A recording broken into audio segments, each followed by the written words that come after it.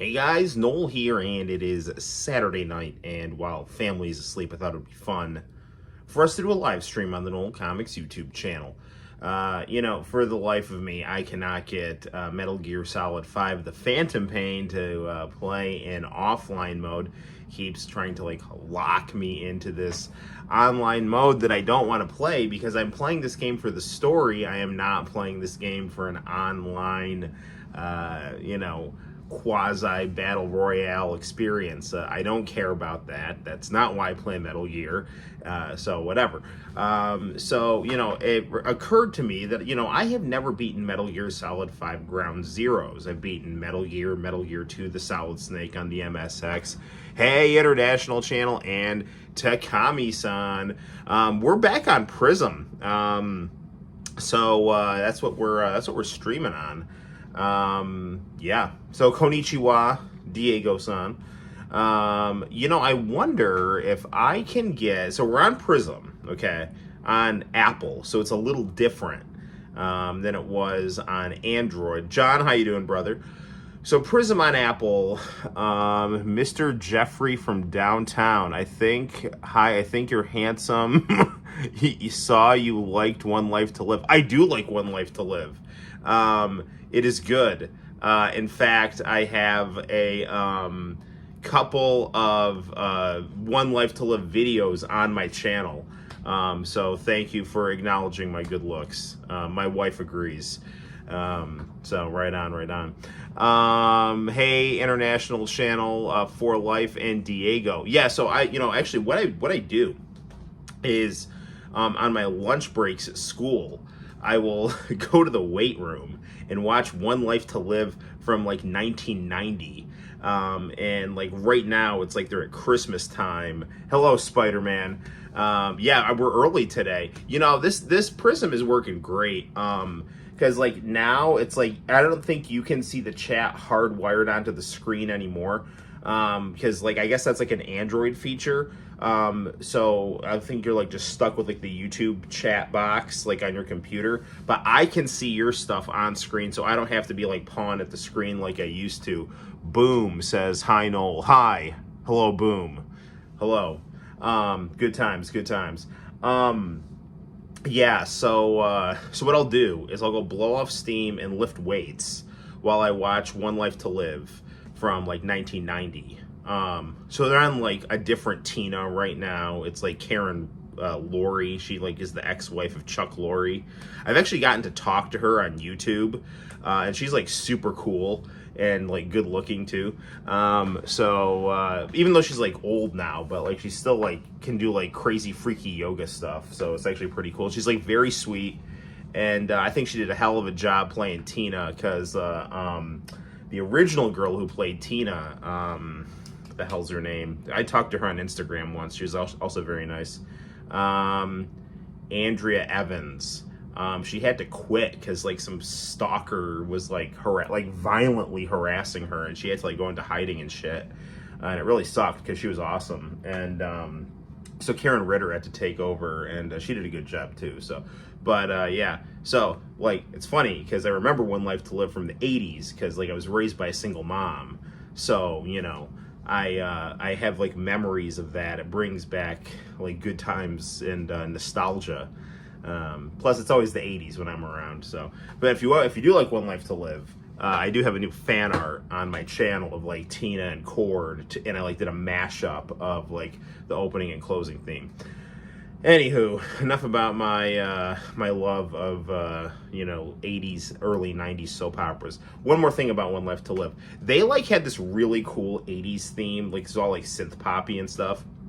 And then and I remember this because when my mom went to grad school, I had to babysit myself during the summer of 1993, and that's how I ended up getting a Sega Genesis, my very first gaming console, because I was so responsible. She bought me Sega Genesis and X-Men. And I remember they changed the opening theme to One Life to Live to this from this really cool 80s synth pop opening to this really generic weird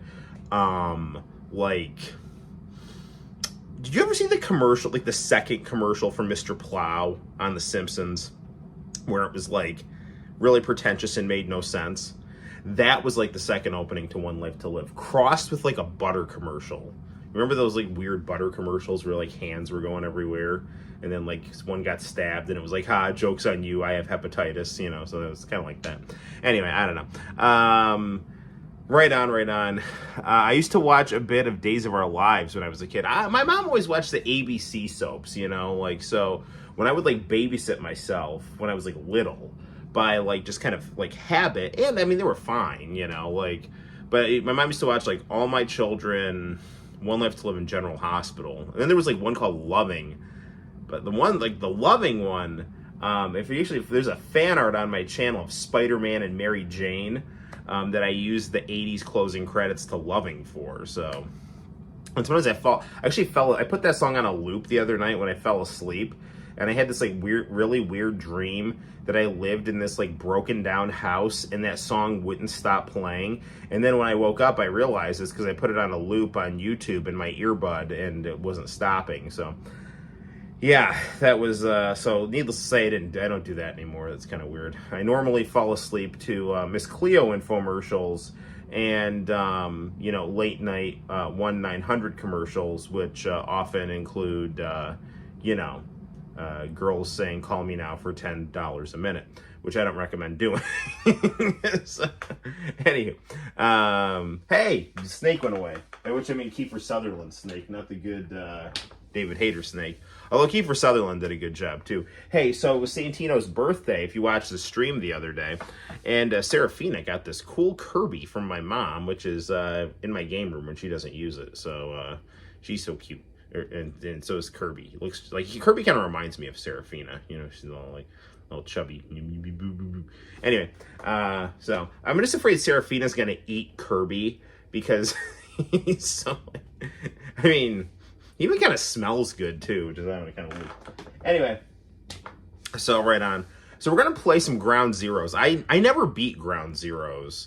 I started playing it on like the PS3, and I think I played about like 30 minutes of it and really liked it, and then got distracted and other stuff came up, and I didn't do it. I go through this thing where it's like I play Metal Gear games, I get really into them, and then I don't play them for like chunks of 5 years.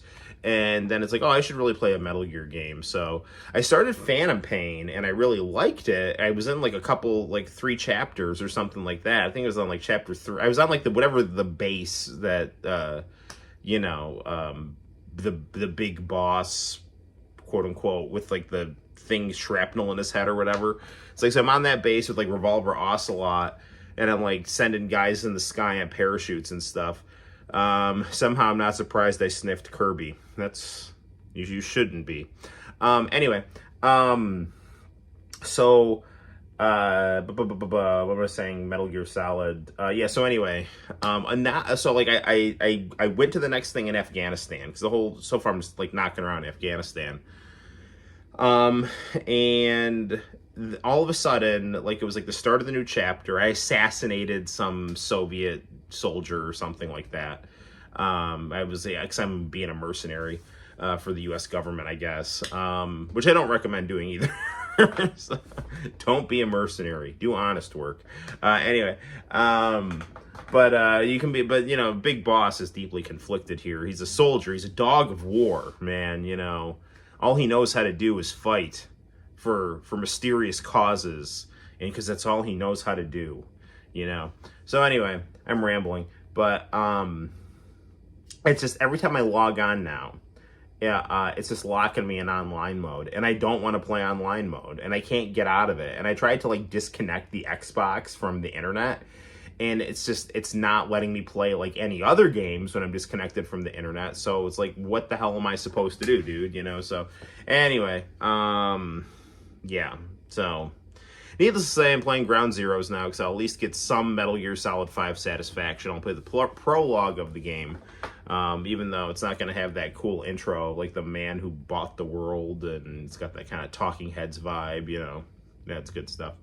I wish they did a remake of Sons of Liberty. Sons of Liberty is, that's the second one, right? Of Solid. Yeah, that's my favorite one. And originally, I was kind of like taken aback by the fact that you played as Raiden for the whole game.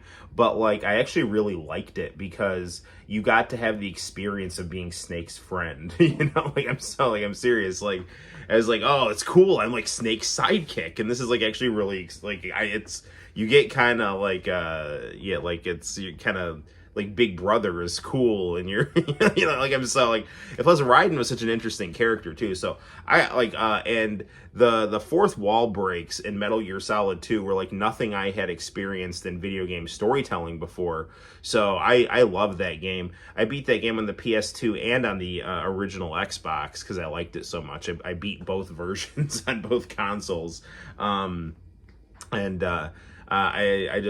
love that game and can't say enough good things about it. And I would say it is my favorite Metal Gear game that I've played. I've never played a bad Metal Gear game. I have not played any of the handheld ones, although I do know that like Portable Ops and stuff like that is considered to be important canonically, but I've played the MSX ones, the PlayStation ones, and that would include Guns of the Patriots, the fourth one with Old Snake. So, you know, I haven't played 5, and 5 came out in like 2015. So, have you played the game SnowRunner? I played the PlayStation game that you ride a snowmobile on, and it plays Dragula by Rob Zombie in the background, and it came with a stuffed crust pizza in 1999. That's the closest thing to that I think I've played. Like, due to the ditches and slam to the witches in my Dragula. So, I'm sure I got the lyrics wrong to that. Anyway, so, yeah, I don't know. Where'd my water go? Da-da-da-da-da. Cheers. All right, whoa.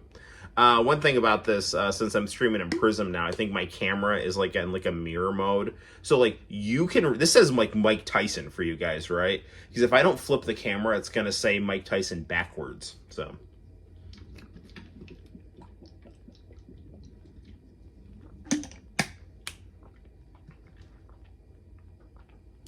The other thing with Prism, and I was toying with this idea, is... Santino fell asleep a little early, and I was watching AEW on the couch, and I almost did a mobile stream from my phone where I was going to be playing like Sonic the Hedgehog and Ease and just different mobile games that I have on the phone. But I figured, like, it's Saturday night, and, you know, I like these kind of hangout, more like, let's hang out in the game room live streams. But I even, like, I set up a screen and stuff, and I put, like, I made a little banner with, like, my face on a Kazaa banner with my Venmo information in case you wanted to, like, donate in the chat or whatever. But I like doing the more kind of like early 2000s style of streaming as opposed to like the new stuff. But Prism does have like screen sharing capabilities, and I guess I can even like use a generic like VTuber or something. It's like Prism is like a lot better on Android because like with that you can actually put your face on camera while you're streaming, like have a box in the corner with your face and stuff. Although if I'm doing mobile streaming, my thumbs would probably be all over it anyway, so like what's the point? It'd probably be better off just with like some kind of icon in the corner or something. But you know, I like doing this kind of thing where it's like, you know, I have really shitty news. Heroes, because I can see my my Sagat and Ryu animation cell. If you see in the background there, I have an animation cell from Street Fighter, the animated movie, and I got it from Heroes and Villains, my favorite comic shop, the best comic shop, and a comic shop that I draw on and at a lot, and you've seen it on the channel. And unfortunately, they're going to have to close their doors at some point in December, and that really sucks. I'm not happy about it at all. I bought so much cool stuff from that place. That place. I'm friends with a guy named Dan Sopp, who's an author that sells his stuff there, and I sell my comic books there too. And it's like Cheers, man. You know, like it's just got this very warm, family, cool vibe. And they're just apparently not able to make it work, and it sucks. And I'm just super annoyed. I do think as a result of the place closing, I've been in talks about buying a Pac-Man arcade cabinet that they have in the comic shop, so I might be able to take a piece of it home with me and put it in the game room. But yeah, it's really not cool, and I've gotten so much cool stuff from that comic shop, and they've been in our family, and I'm just not happy about it at all. I will be drawing there on December 9th for, I guess, their last convention. You know, at least as with them having a brick and mortar location, I do know that they're going to try to, you know, try to keep some of their conventions going. But, you know, I really encourage you to go to Heroes and Villains at 75 East Court Street in Cortland, New York, and just give them all the business you can. And I don't know, maybe they'll get so much money they decide to stay open, but it's not looking good. It sucks.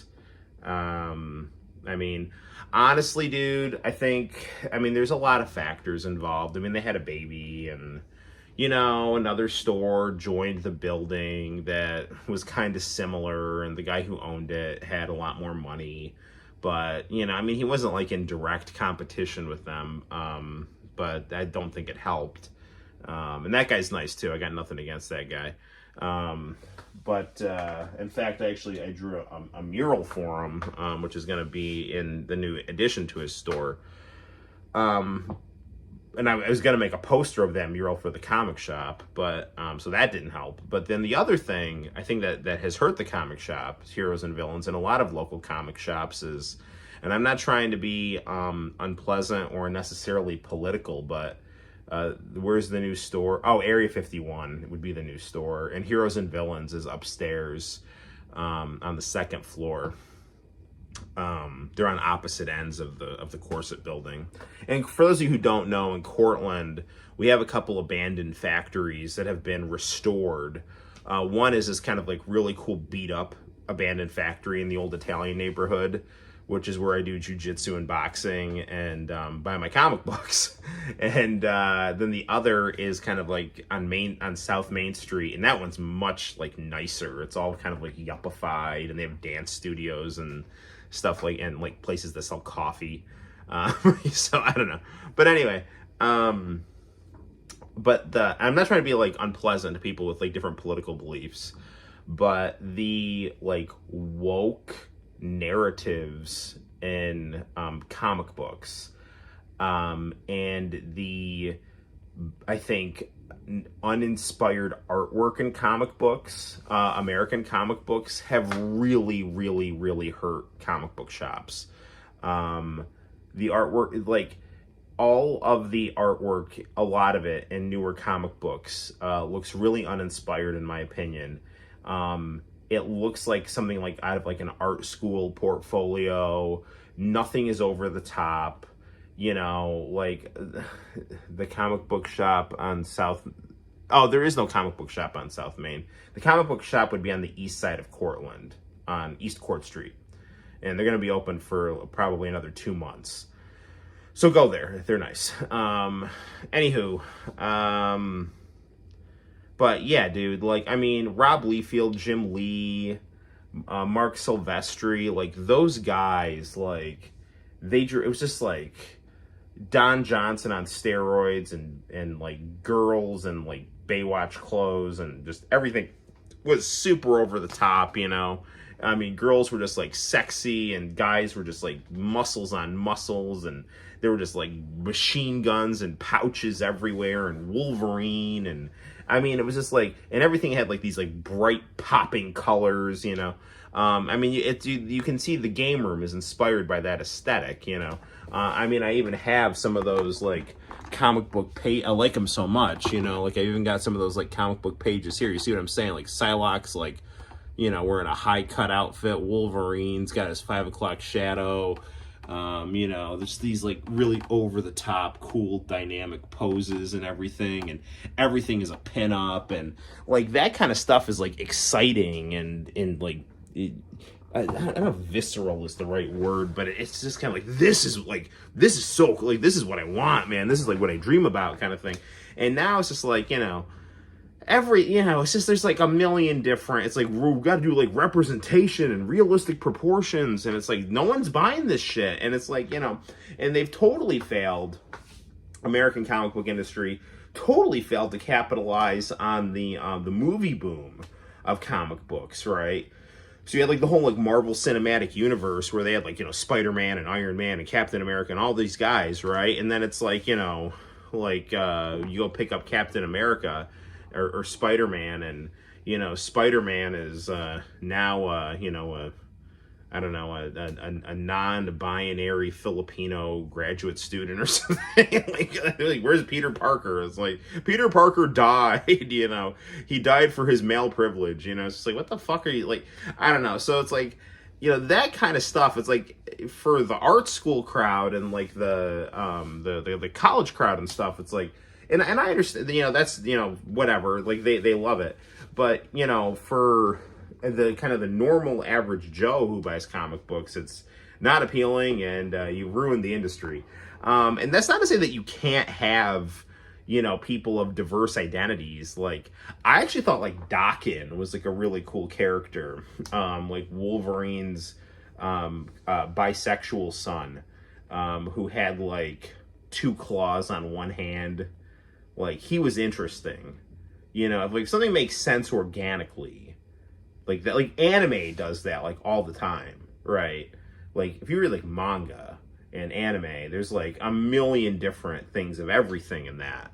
And it's not forced, it's storytelling wise. But one of the reasons that anime can do that and manga can do that is because, comic books and manga are different, or they're more heterogeneous. There are a lot of different genres. Whereas American comic books, they're kind of more just geared toward average guys, right? So there's less room for that kind of stuff.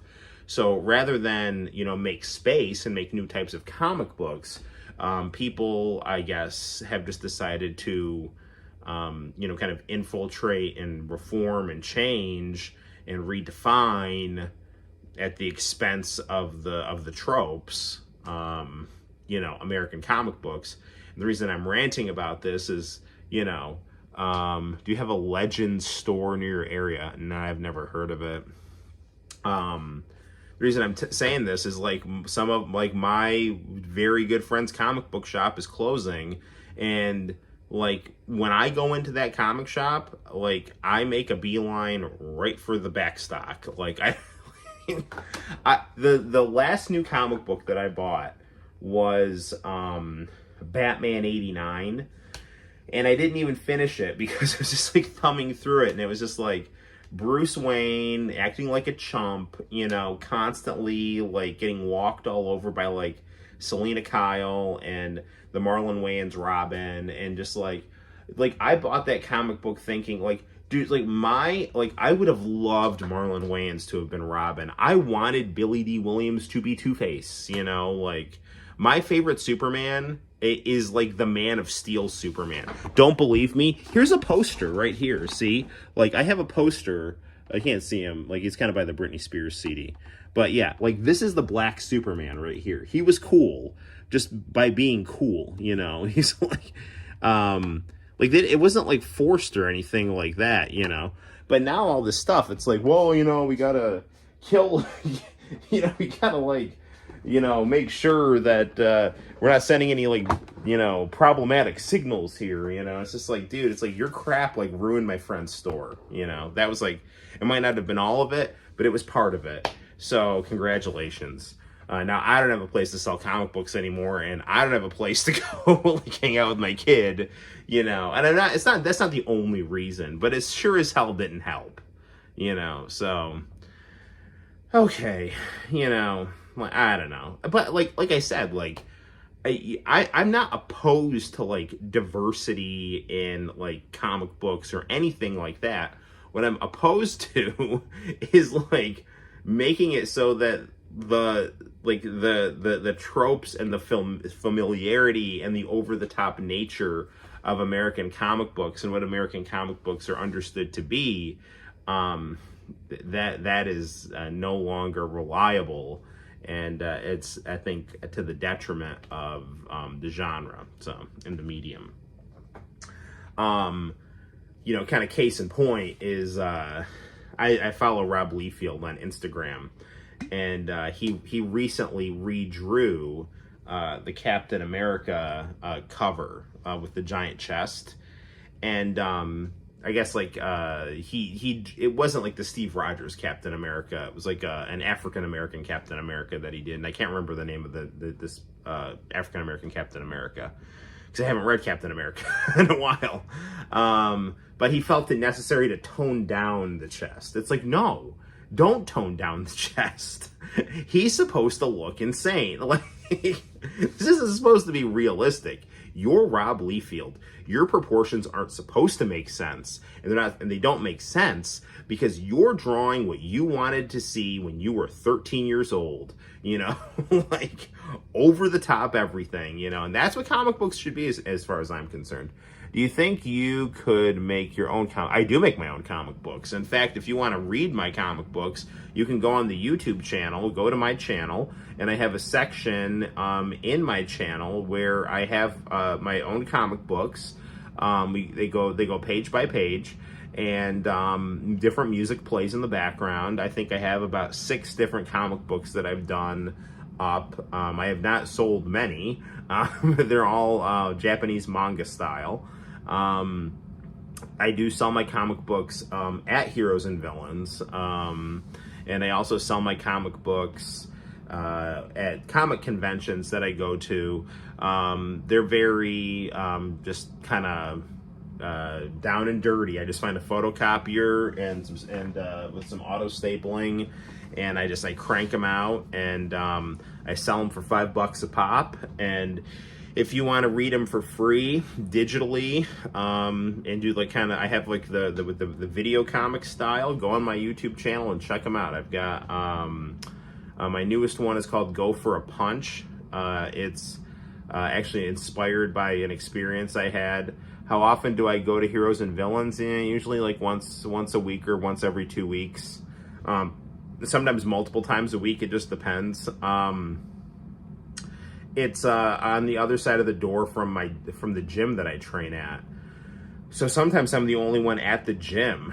So I'll just go leave the gym door open and just go hang out at Heroes and Villains. They have these Magic the Gathering tournaments that are just, the comic book shop is just like packed with nerds playing Magic, and I'll just like shoot the shit with the owner while I'm like in my gym clothes. I'll probably buy about like, you know, $10 worth of stuff, and then just go do peekaboo boxing drills and hit the bag and stuff like that, and then just go home to my family, you know. And it's great. I mean, living on the east side of Cortland, I mean, like, I love living here because there's stuff that I really love here. You know, there's the church, which is most important. There's the comic shop. There's the jiu-jitsu and boxing gym.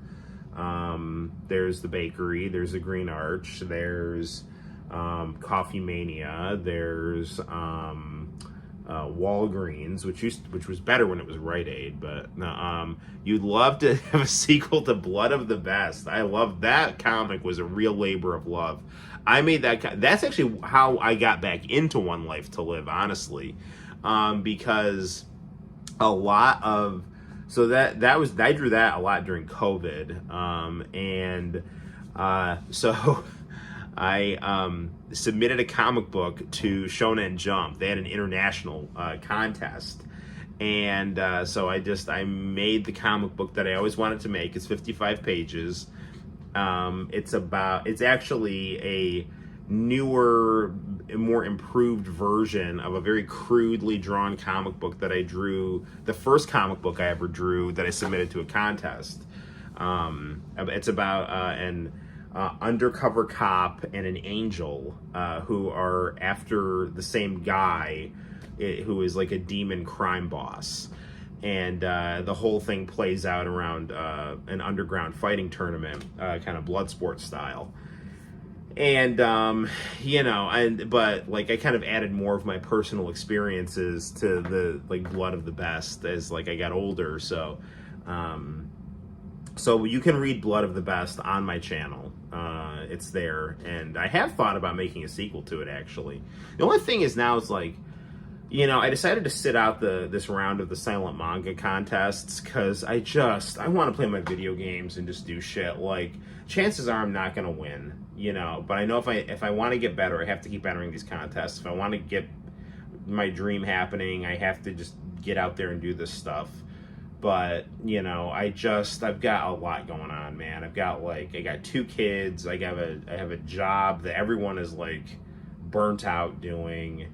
Being a teacher's not easy, man. It's like, I've gotten better at it, I'm to the point now where I feel like a lot of the kids like me, and I've gotten, like, I know how to keep my composure for the most part, and, it's like, I feel like I'm good at it for the most part, but, it's not easy. It's like, whenever people are like, oh, you teachers are so coddled and blah, blah, blah.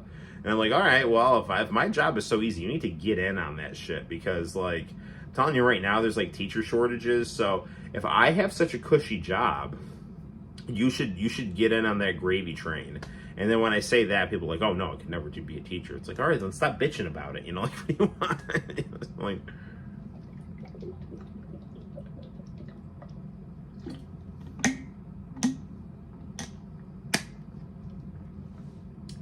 honestly, I think the best training for being a teacher is jujitsu, because you learn how to roll with other people's aggression. Literally, like, it's called rolling. So, when someone comes at you, you learn how to take that flow of energy and manipulate it to your advantage. And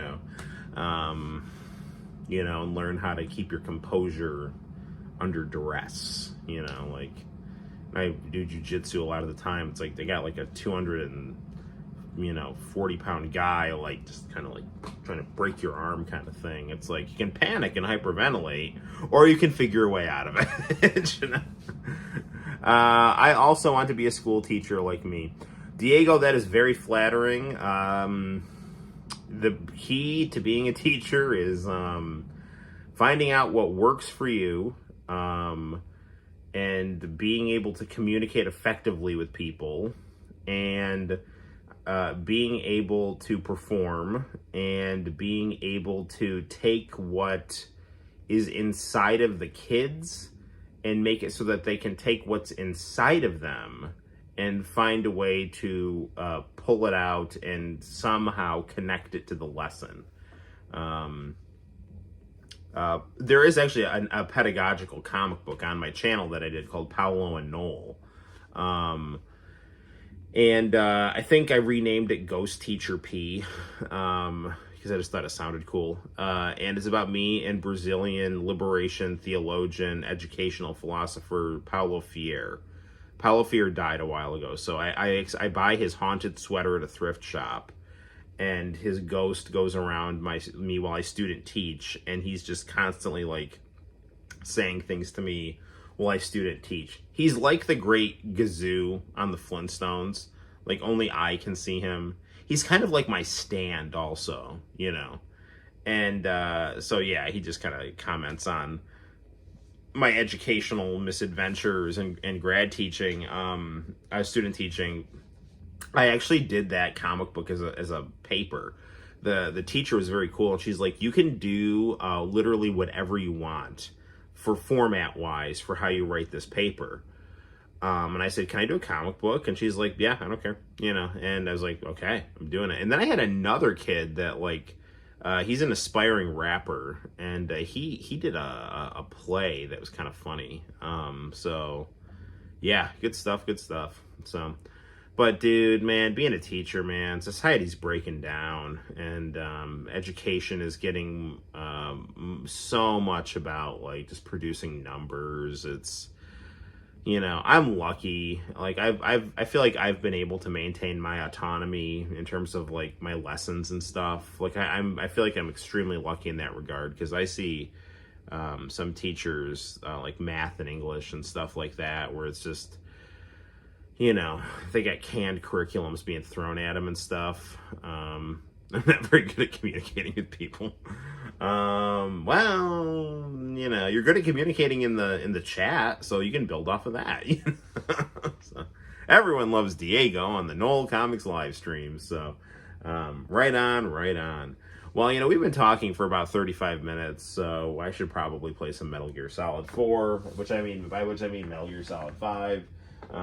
So yeah. By the way, if you watched the last live stream, you may know that we have Super Mario Wonder, which is awesome, and the new Sonic Generations, which is also awesome. And Santino and I played those games. Santino just turned 7. So that's awesome. Do you honestly know the worst part about being a teacher? I'll tell you the best part about being a teacher first. I'll make a crap sandwich right here.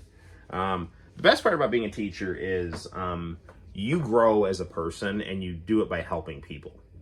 That is absolutely the best part about being a teacher. I feel like I've learned so much more about life and about history and just about personal growth by doing a very difficult job where I interact with a wide variety of teenagers from various backgrounds. And yeah, so that's, and you know, you make connections with kids, and that's really nice. The hardest part about being a teacher is wanting to tear through time to get out of there. Like, you can't wait for it to be the weekend. You can't wait for it to be Thanksgiving break. You can't wait for it to be Christmas break. You can't wait for it to be summer break. And when you have little kids, you know, you want to still time as much as possible so you can savor their youth as much as possible. And you know, when you're in that grind of just constantly wanting to just be in a more stable, happy, healthy mental space, and just be with your family, and you're just trying to rush time to get that, you're not able to savor the moment as much as you can. And you know, you want to be able to just have your kids be like little forever, you know, and it's hard to do that when you're just constantly like, oh, is it Saturday yet? You know, like, you know, and then the next thing you know, your kid's 7, you know, so I don't know, but I'm extremely grateful for my job. I feel like I hope I'm making a difference in a positive way. And I'm able to put a roof over my family's head doing it, which is the most important thing, because people can complain about their jobs, but not having a job is really, really, really, really, really bad, you know? So that's like one thing about people who are like out of touch, you know, like, well, I don't understand why people are like voting, you know, this way, because I mean, my life is great. You know? It's like, what? Like, it's like Marie Antoinette bullshit, you know, like, well, why are they mad? I just don't understand. Yeah, you don't understand. That's the problem. You think you're better than everyone. So I don't know. But anyway, I digress. Let's play some Metal Gear. So anyway, I didn't mean to bum people out. So adjusting the camera, and here is Snake. Okay.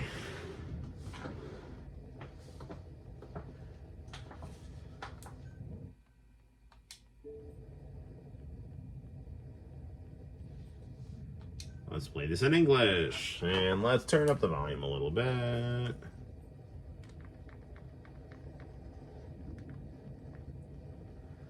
Online services have concluded. Good. I don't want to go online in this game. I just want to play the freaking game.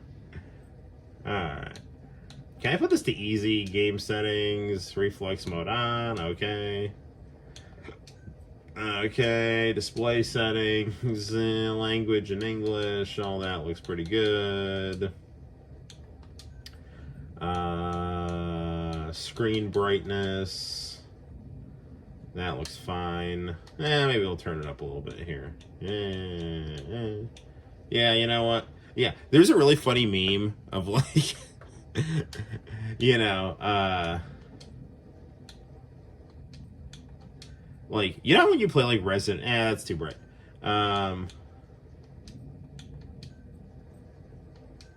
Let's go default.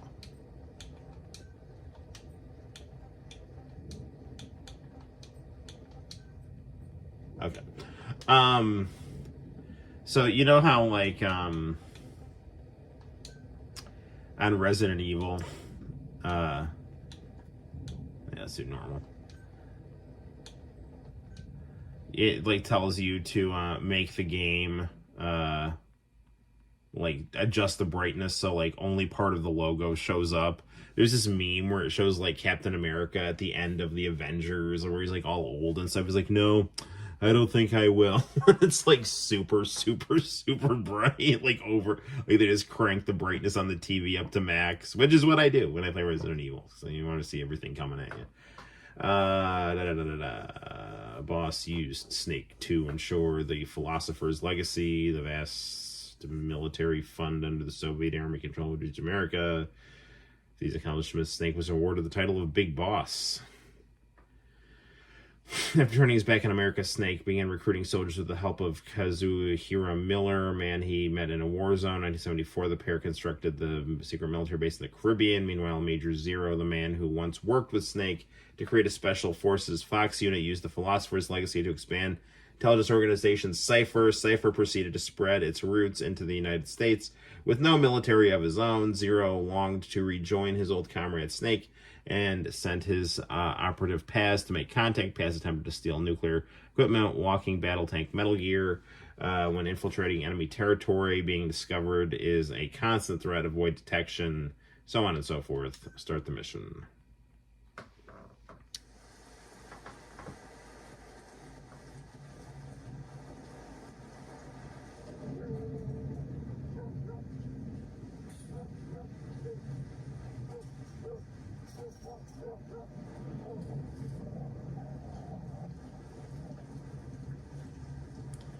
Seeing Hideo Kojima's name kind of makes me want to play Snatcher, actually.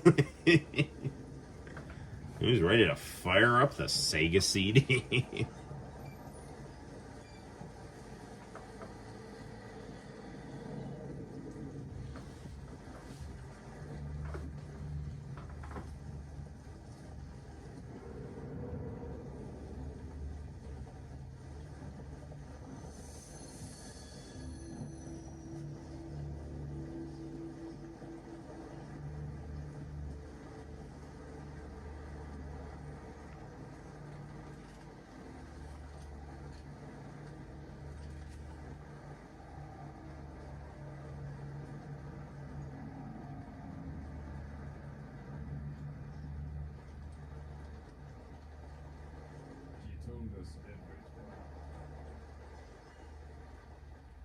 Don't worry, I kept my word.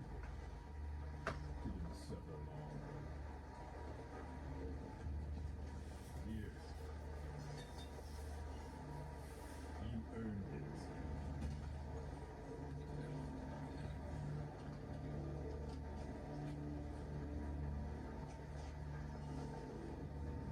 I too have a thirst for cassette tapes. How's it feel to play for free?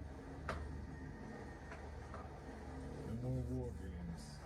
You're a real man now, soldier.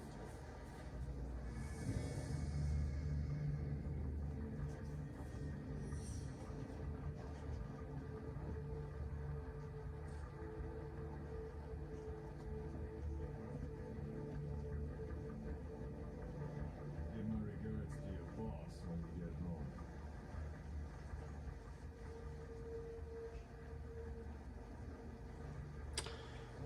This game, some interesting directorial work here.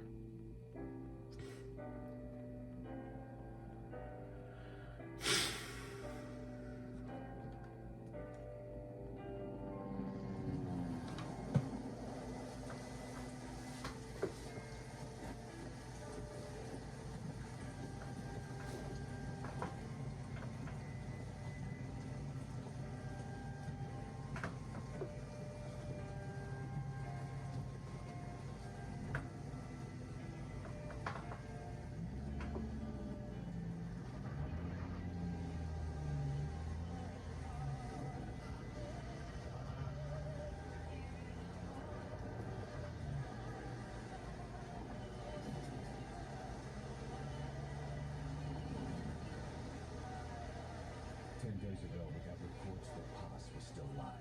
She survived. She was rescued by a Belizean fisherman who found her drifting in the Caribbean. So what's the plan? Silence her before we're compromised? No, we've got something else in mind. Our friends at Cyprus suspect Haas to be a double agent. She's being held for interrogation at a camp on the southern tip of Cuba. Black site. Nice. This one's from American pie on communist soil. And out of U.S. legal jurisdiction. The upcoming inspection of Mother Base has to be connected. David Hayter is better than Kiefer Sutherland. That's sad. Kiefer Sutherland's voice does have a very it goes with the vibe of this game. But I bet David Hayter could as well. Cypher's the ones who sent Haas to us in the first place. She knows the true nature. I mean, if you had like Snake, like solid Snake in the game with Big Boss, that would be a good opportunity to have like David Hayter and Kiefer Sutherland. I honestly just think Hideo Kojima was kind of starstruck by the idea of having Kiefer Sutherland in the game, you know?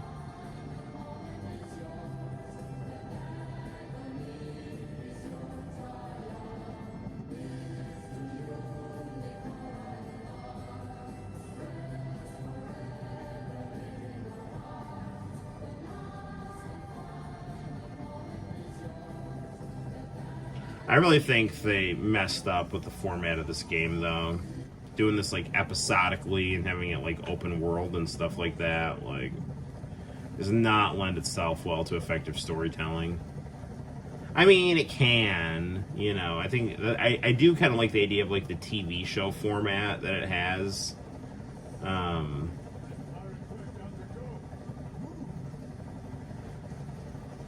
But, I don't know. The TV show format doesn't need the open world stuff.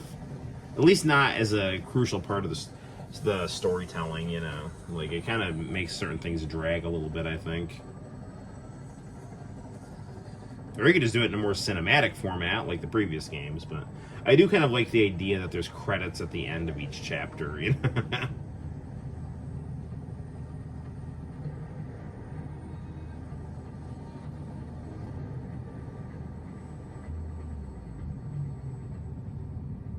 But I honestly I prefer the format of like a game like Metal Gear Solid 2 or 1 or 3 or 4, you know. But I don't know.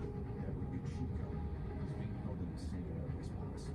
Last radio contact was 40 hours ago. Find them both. Bring them back alive. Enter the compound from the side of the roof. Secure Chico and Haas, then report back from the lobby.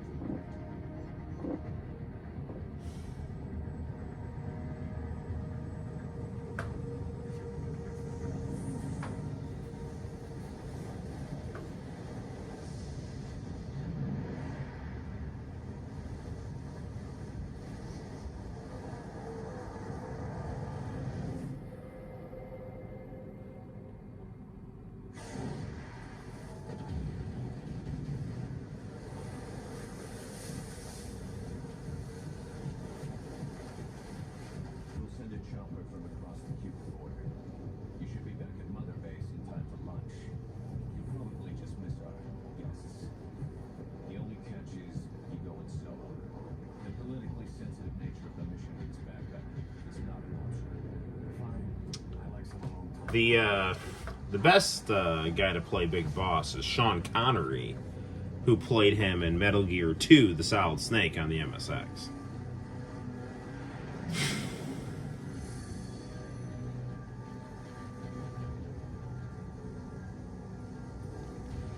I was really, you know, looking forward to, you know, meeting Quiet and all this other stuff, you know, and I'm just like stuck in online mode and I can't get out of it on Phantom Pain, but it's better that I play Ground Zeroes anyway, because I should probably play that before Phantom Pain, but whatever.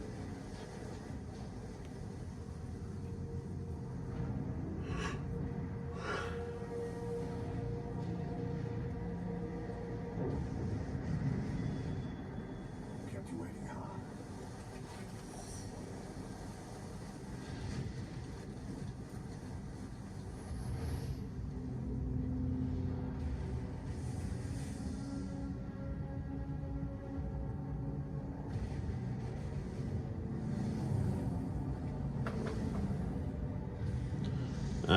The one guy's neck looked like you could break it off if you turned it fast enough. Yeah, he's weird. That's by design, you know.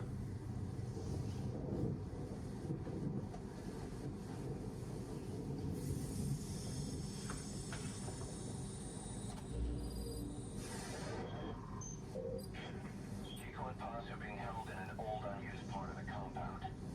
Get inside and head northeast. Northeast, you say? Mission info has been This is an infiltration mission. You've got to stay out of sight. Before you go any further, use your binoculars to recon the area.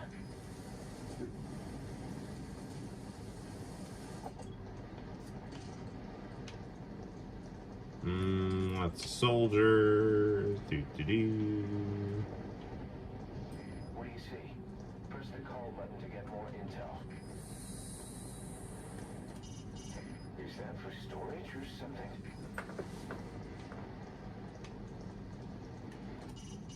Your binoculars are equipped with a directional microphone. You should be able to listen in on whatever they're pointed at. Remember Miller dies in Metal Gear Solid and like Liquid Snake You can check the control poses as him. screen. If you ready your weapon while crawling, you can move horizontally left or right. If you do that holding the dash button, you'll move faster.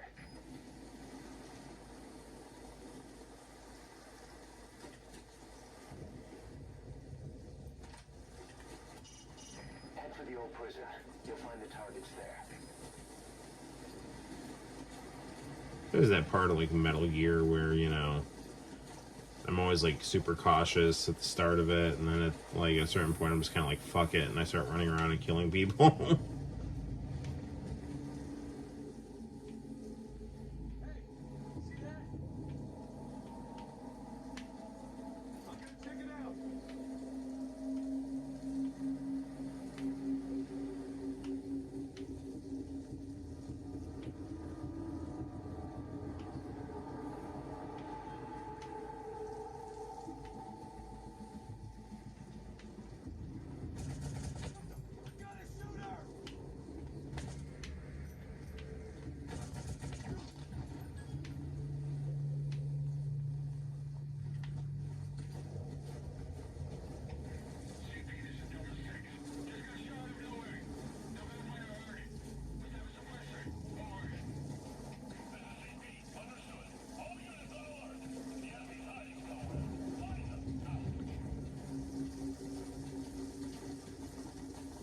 Lurking in the bushes, just like prom night. Do.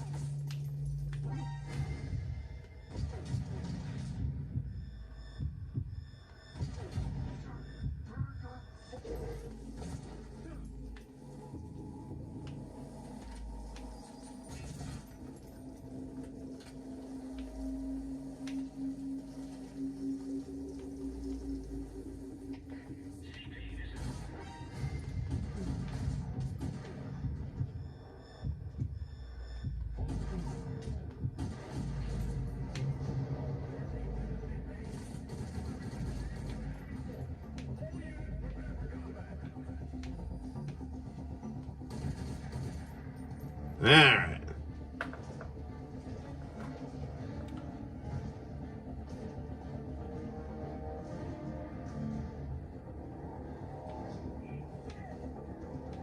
They should probably run. Grenade.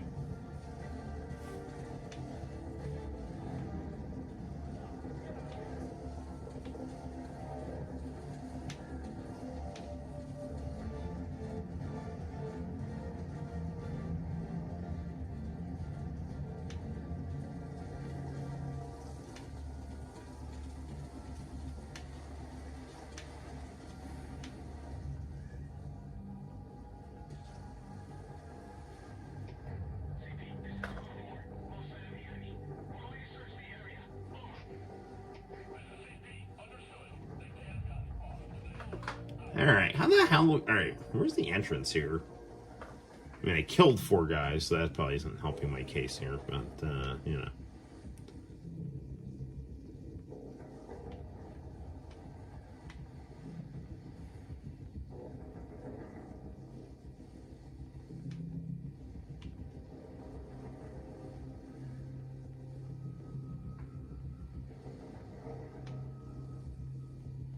I see a bunch of guys right there. Where's a gas snake? I don't know.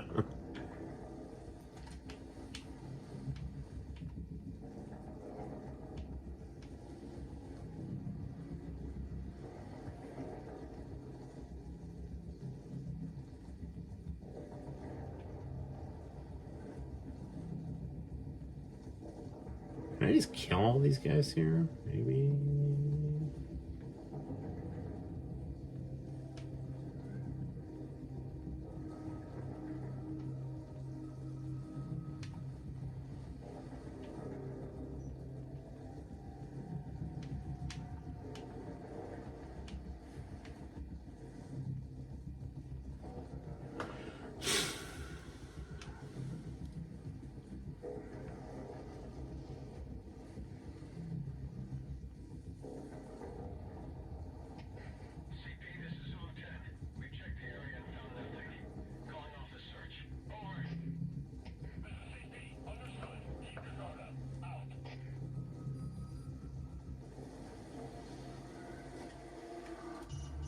The targets are in the old prison.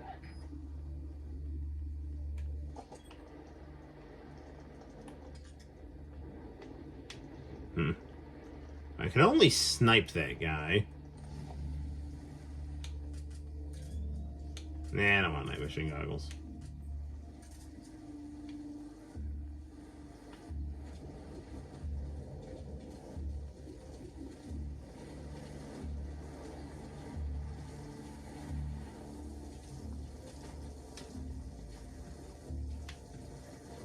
Ah, back to the bushes, my second home.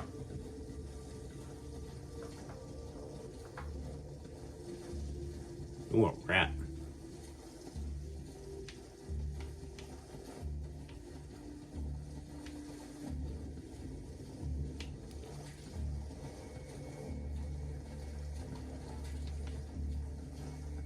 I got new ammo.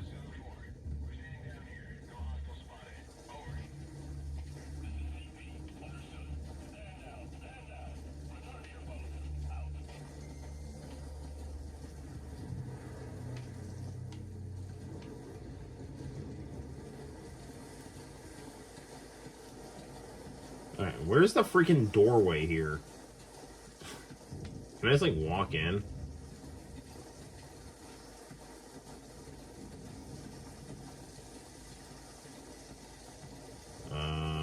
Yeah, I know, what the hell. Now head east to the old prison area. You can bring up the target's location on your iDroid.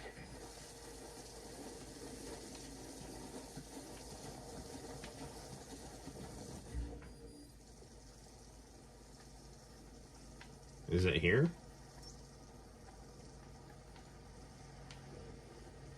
Marker placed.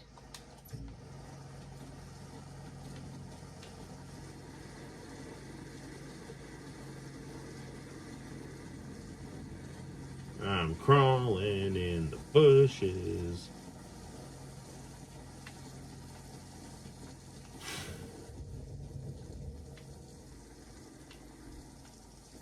I wish this game had like a little map, you know, like how they used to have like the radar in the corner. I don't seem to have that anymore. I'm gonna go down here and do-do-do. And I'm gonna stay lurking in the shrubs.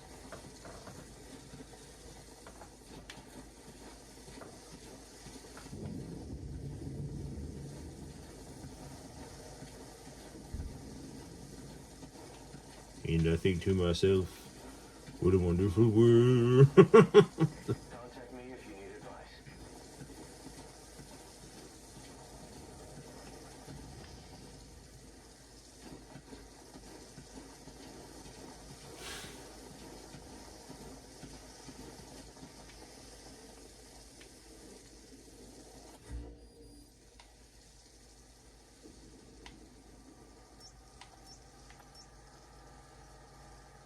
Marker placed.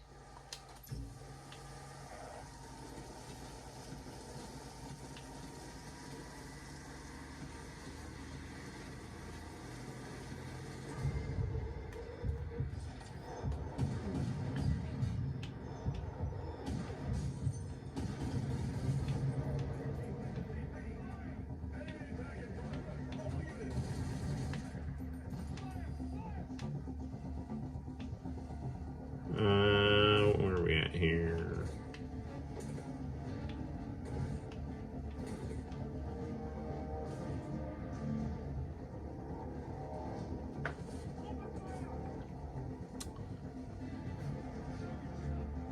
No, I'm not going to show myself. I'm just going to lay here and try to kill you guys here. Hi, buddy.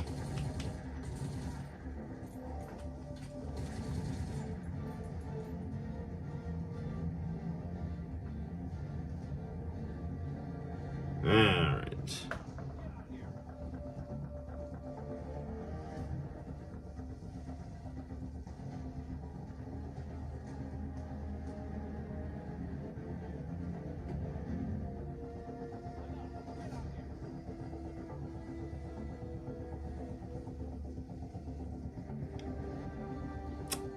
Do, do, do, do.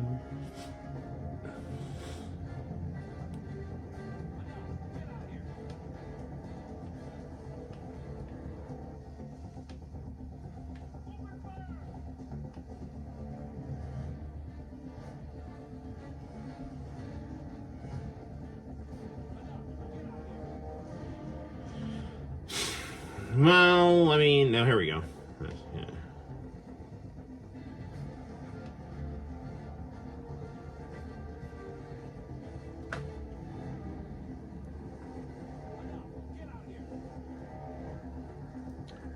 So yeah, so these guys are like behind the truck here.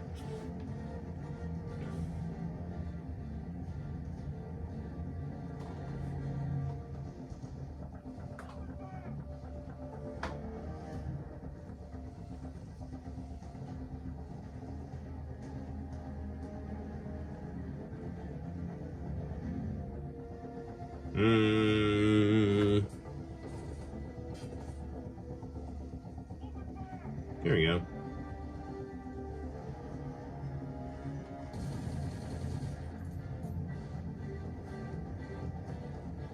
Now, what else we got here? Anyone else?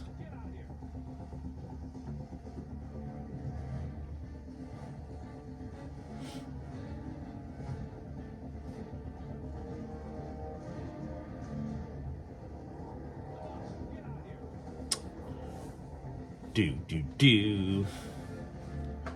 Lying in the shrubs, shooting at bad guys.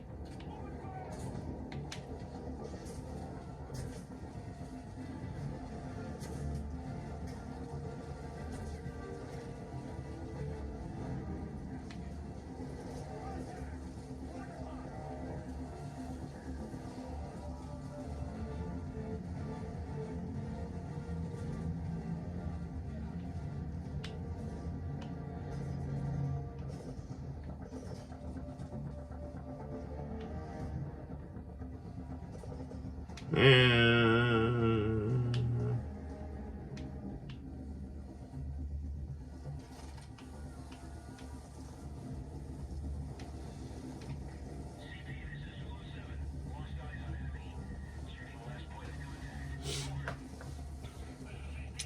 Yes, I got to do a review of Final Fantasy 15.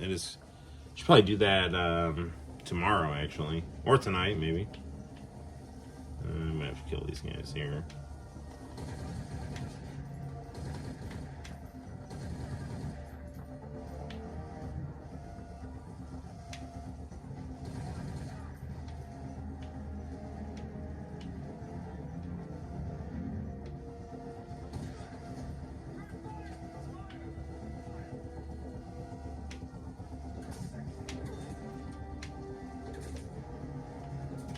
Hi, fellas.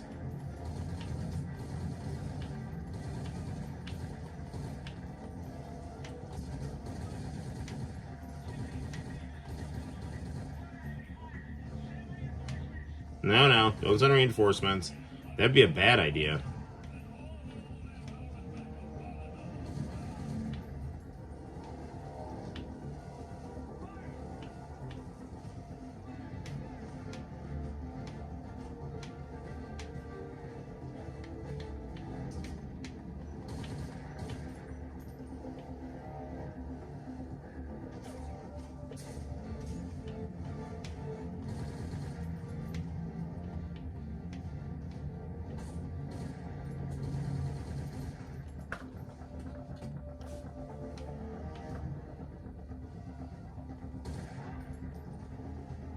Alright.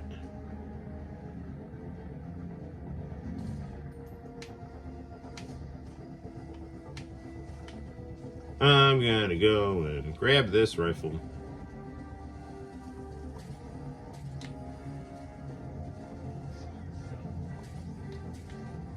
And then I'm also gonna grab this rifle. Oh, I should probably be careful here.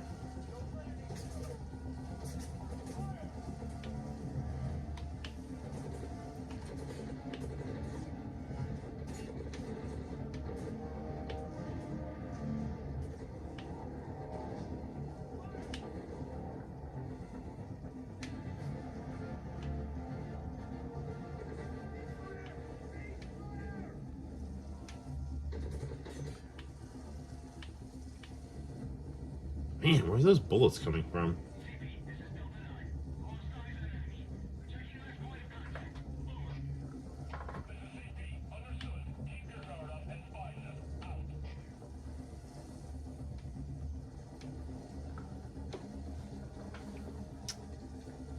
Mm-hmm.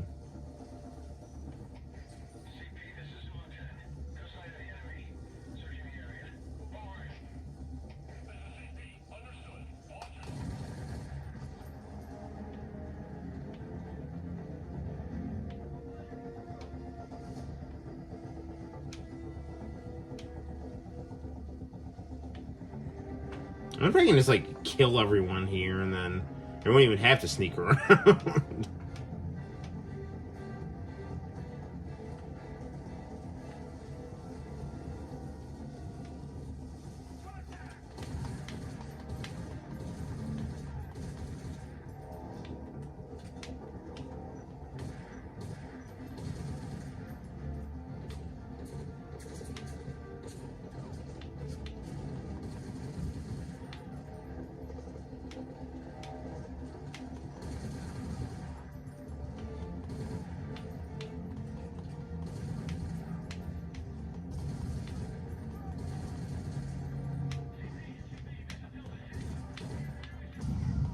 What? Oh, someone threw a grenade at me. All that hard work. Darn it. Whatever. This is an infiltration mission. You've got to stay out of sight. Head for the old prison. You'll find the targets there.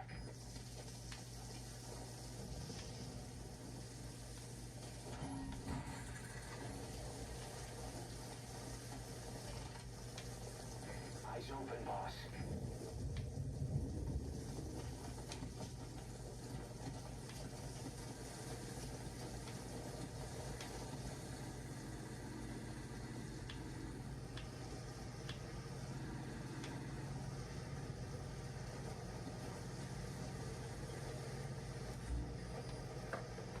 Alright, where's that old prison there? Alright. here's where I gotta Marker placed.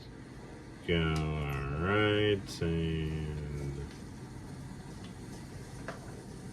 gotta find this old prison, and I'm gonna whoop, whoop. Tank control's an analog or an odd mix.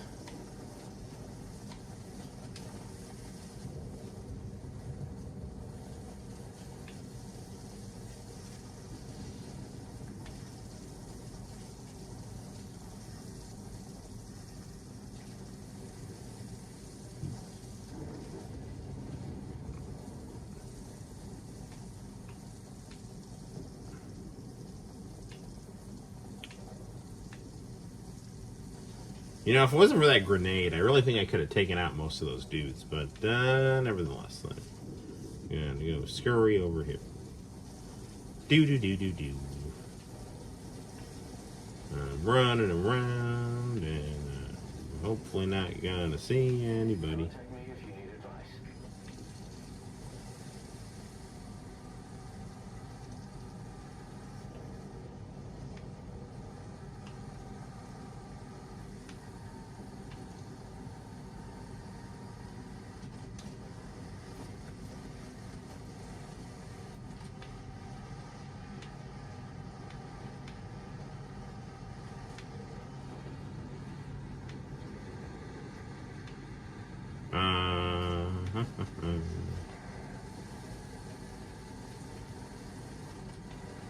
That rain just won't let up. It'll help you stay out of sight, but watch you don't get hypothermia.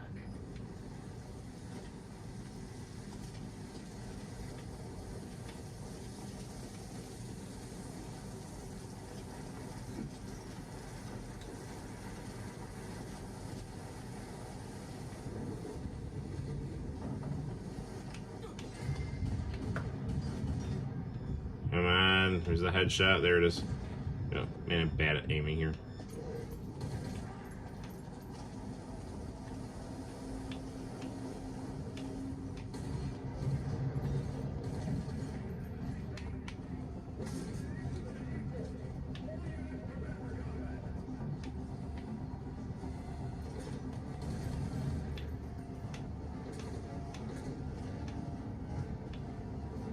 All right.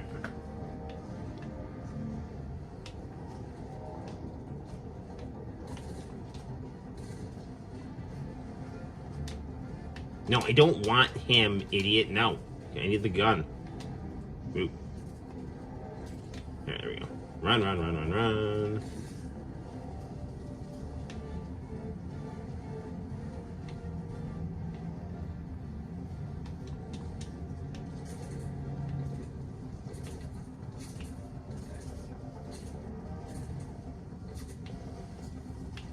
Where is the gun? Where's all this gunfire coming from here? Oh, there it is.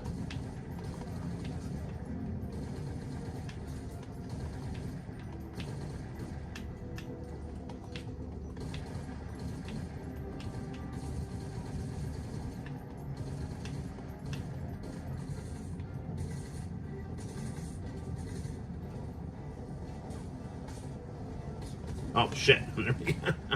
Jeez.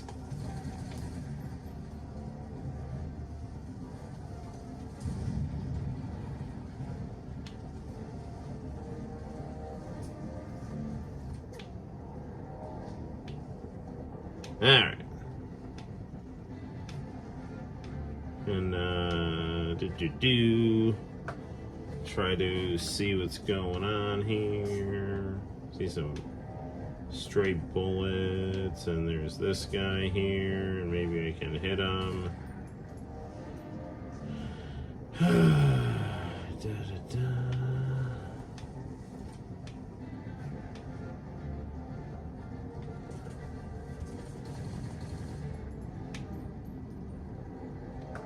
You know, one time in Metal Gear Solid 3, I just hid in a bathroom stall and, like, took out an entire base. It was phenomenal.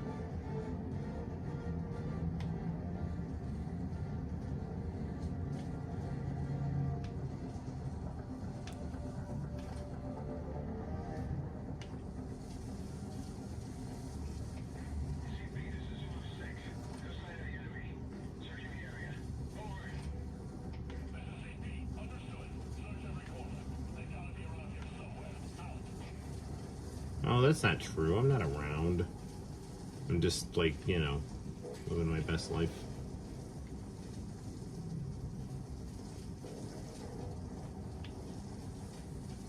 Are there, like, weapons there or anything?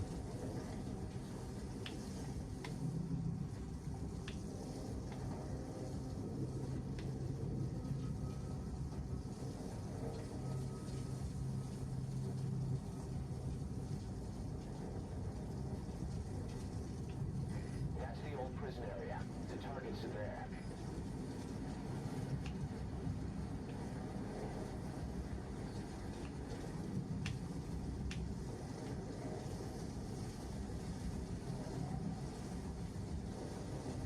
Okay, now how do I get inside here?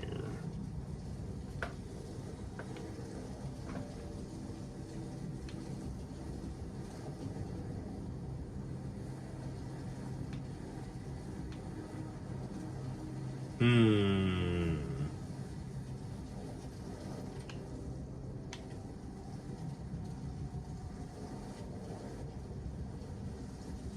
Okay, come on, come on. There's gotta be a way inside here somewhere.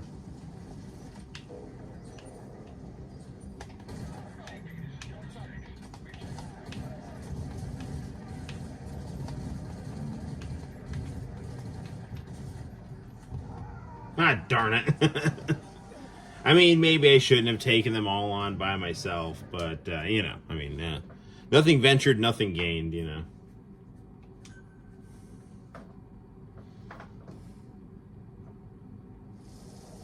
This is an infiltration mission. You've got to stay out of sight. Head for the old prison. You'll find the targets there.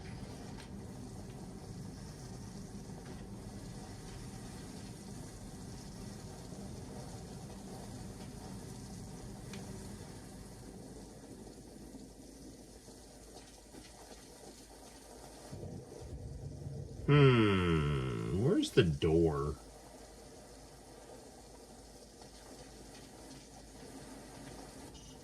Head for the old prison. You'll find the targets there.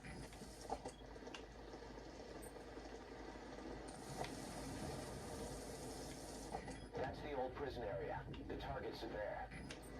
Yeah, I know, dude. I'm trying to find a way in.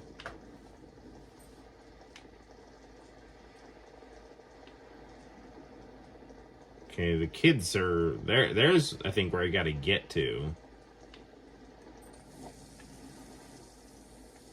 Can I, like, parkour this roof or something here?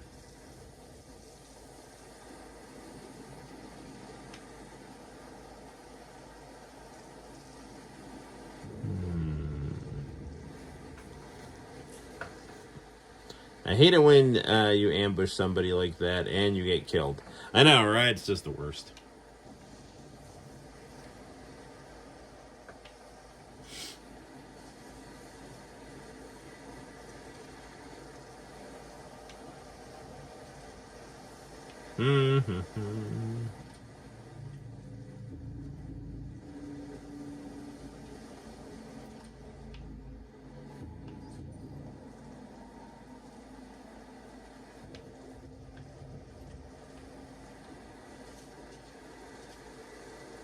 Boss, we've been in touch with Amanda.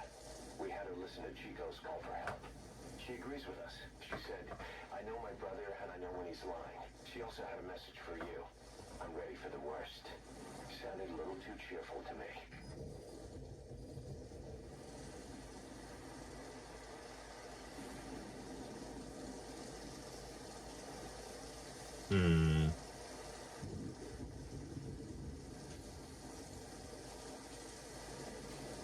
How do I get in here?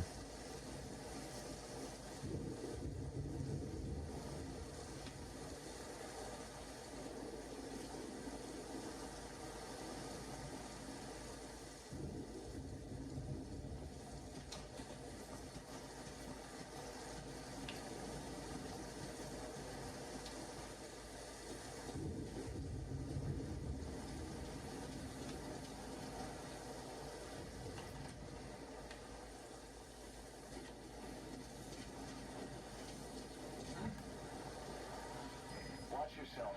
If you let go, it's a long way down. Just move carefully when you come back.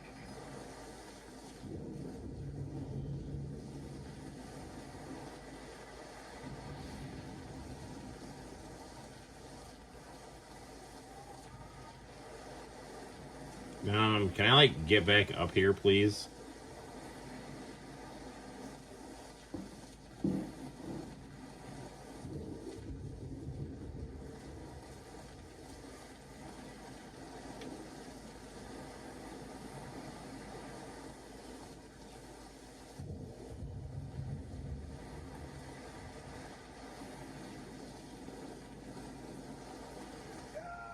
Well, okay, so I thought the A might be able to pull me back up, not release my grip here.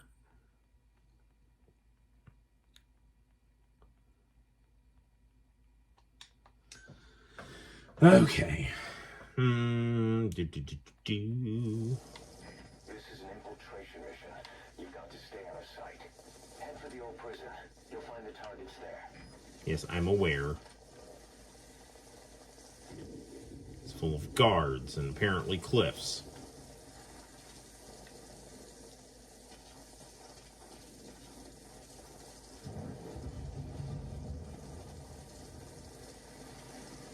That's the old prison area. The targets are there. Okay. Where's the door?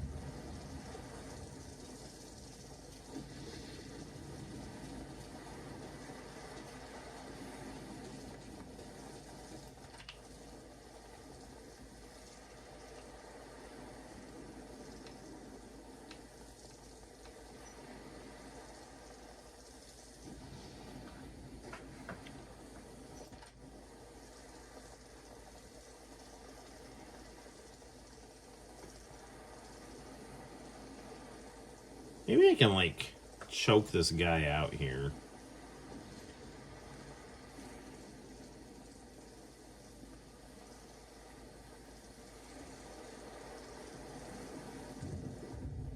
Yeah, there's the door. The door's right there, I think.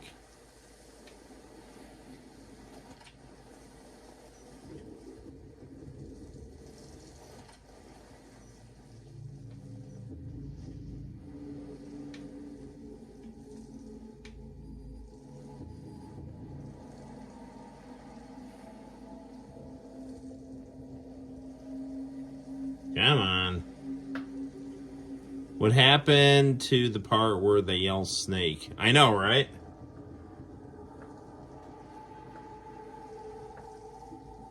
Snake. Snake!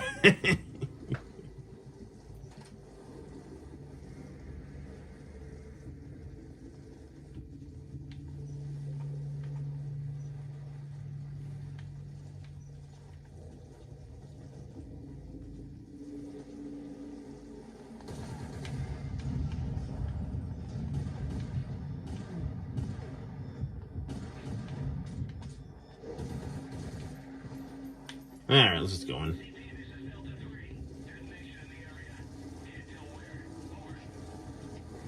Yeah, someone had some bad chili, man. That's what happened.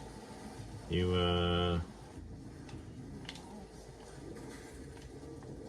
There's someone in there. What do you plan on doing?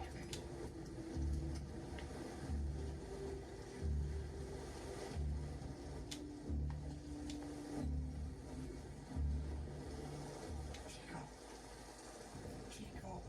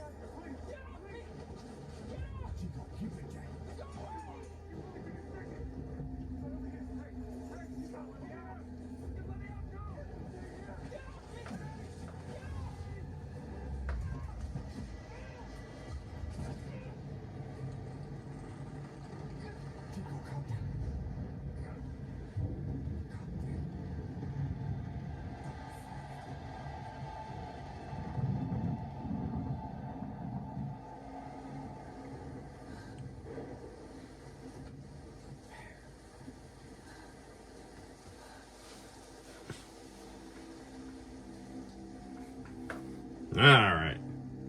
Knocked out Chico.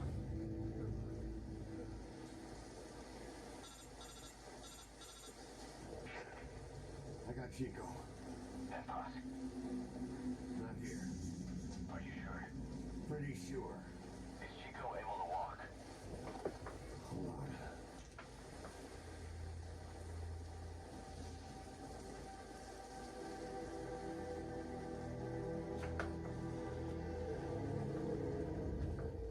Not gonna happen.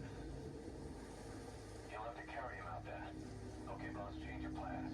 Haul Chico over to the rendezvous point. We'll get Paz's whereabouts out of him once he's calmed down.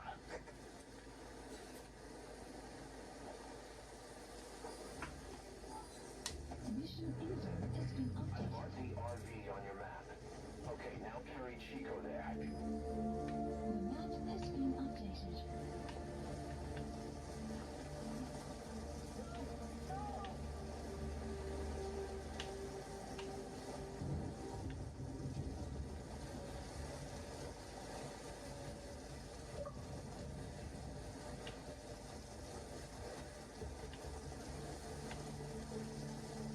Come on, where's the door?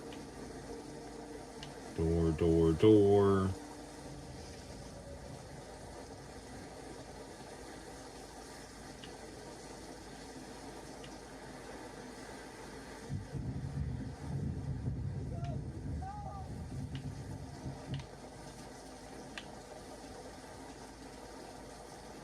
There's the door. Sorry guys, I gotta... That is, that's a cliff. That is not gonna get me to where I need to be. Let's see if we can,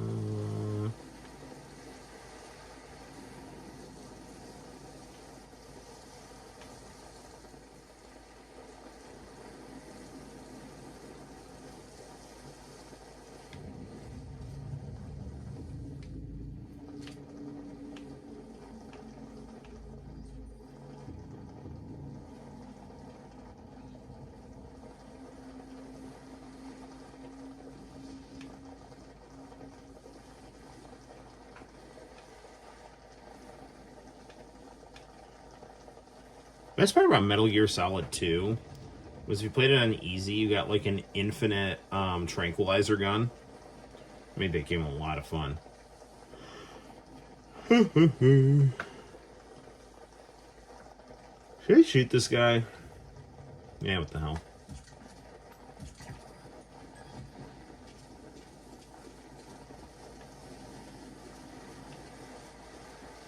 But you don't end up head first in the ocean. I'm trying not to.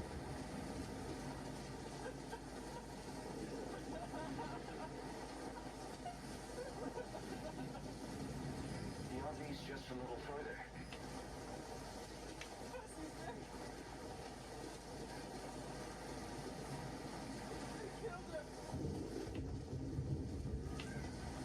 Great. You reached the RV. Put the target down for a minute. How's he doing?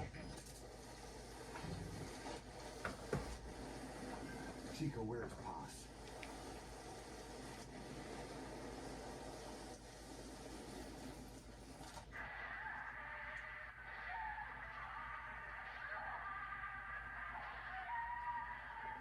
She's dead.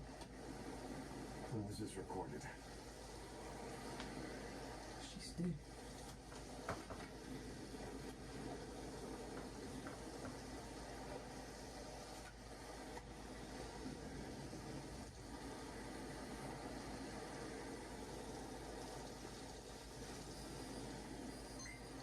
Okay, now use your iDroid to call the chopper for pickup.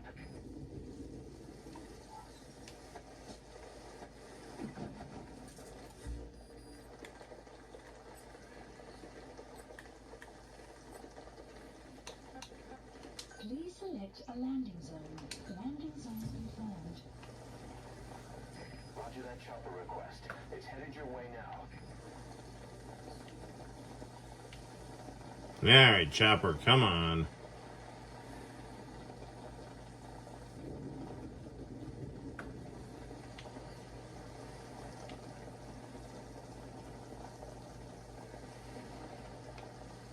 I'm just chillaxing, waiting for my helicopter.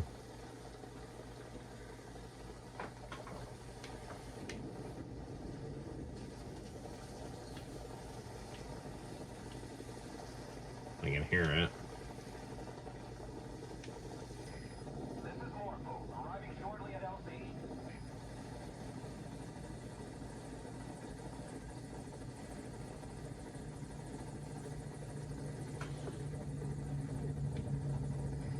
This is Morpho, on station at LC.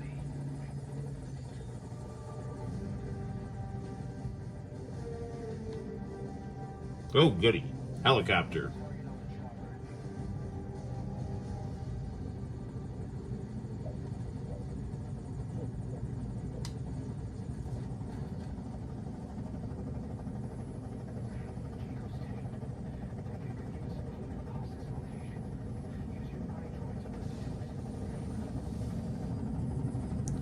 Well, Chico's okay. I was gonna go back to Razor Ramon and all will be well.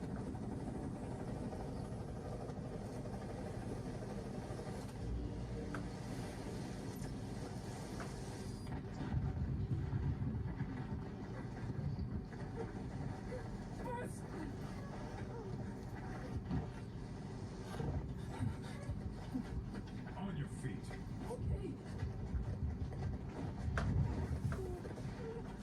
Chico was taken out of his cage. Did he leave the tape recording while he was being moved? Paz might be up ahead.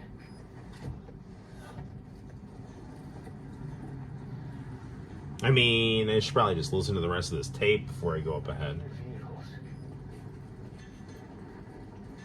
And a flag.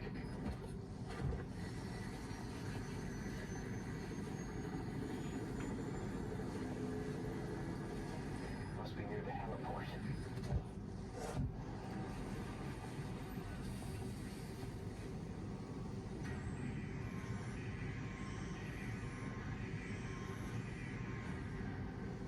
A gate.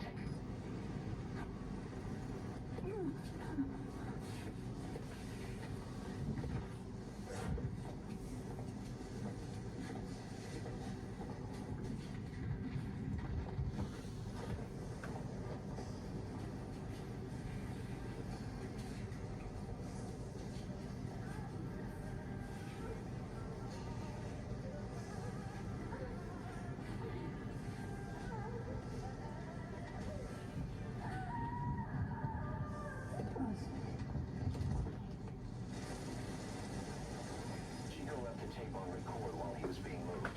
Try using what you hear to find Paz. If you're still not sure, listen to the tape again. Alright, can we sort of mark the heliport here? Landing zone, landing zone. Snake.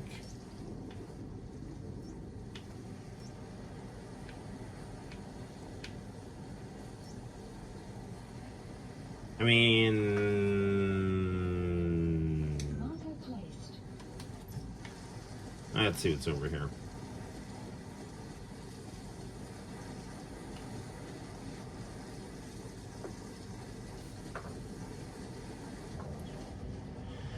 Okay, do do do do do do do.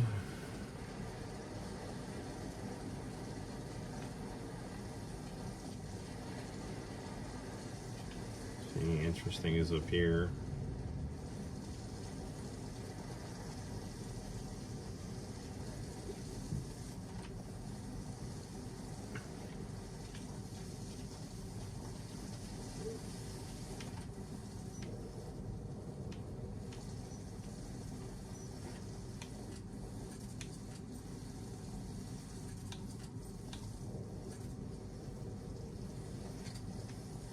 I'm probably gonna like make this guy go to sleep.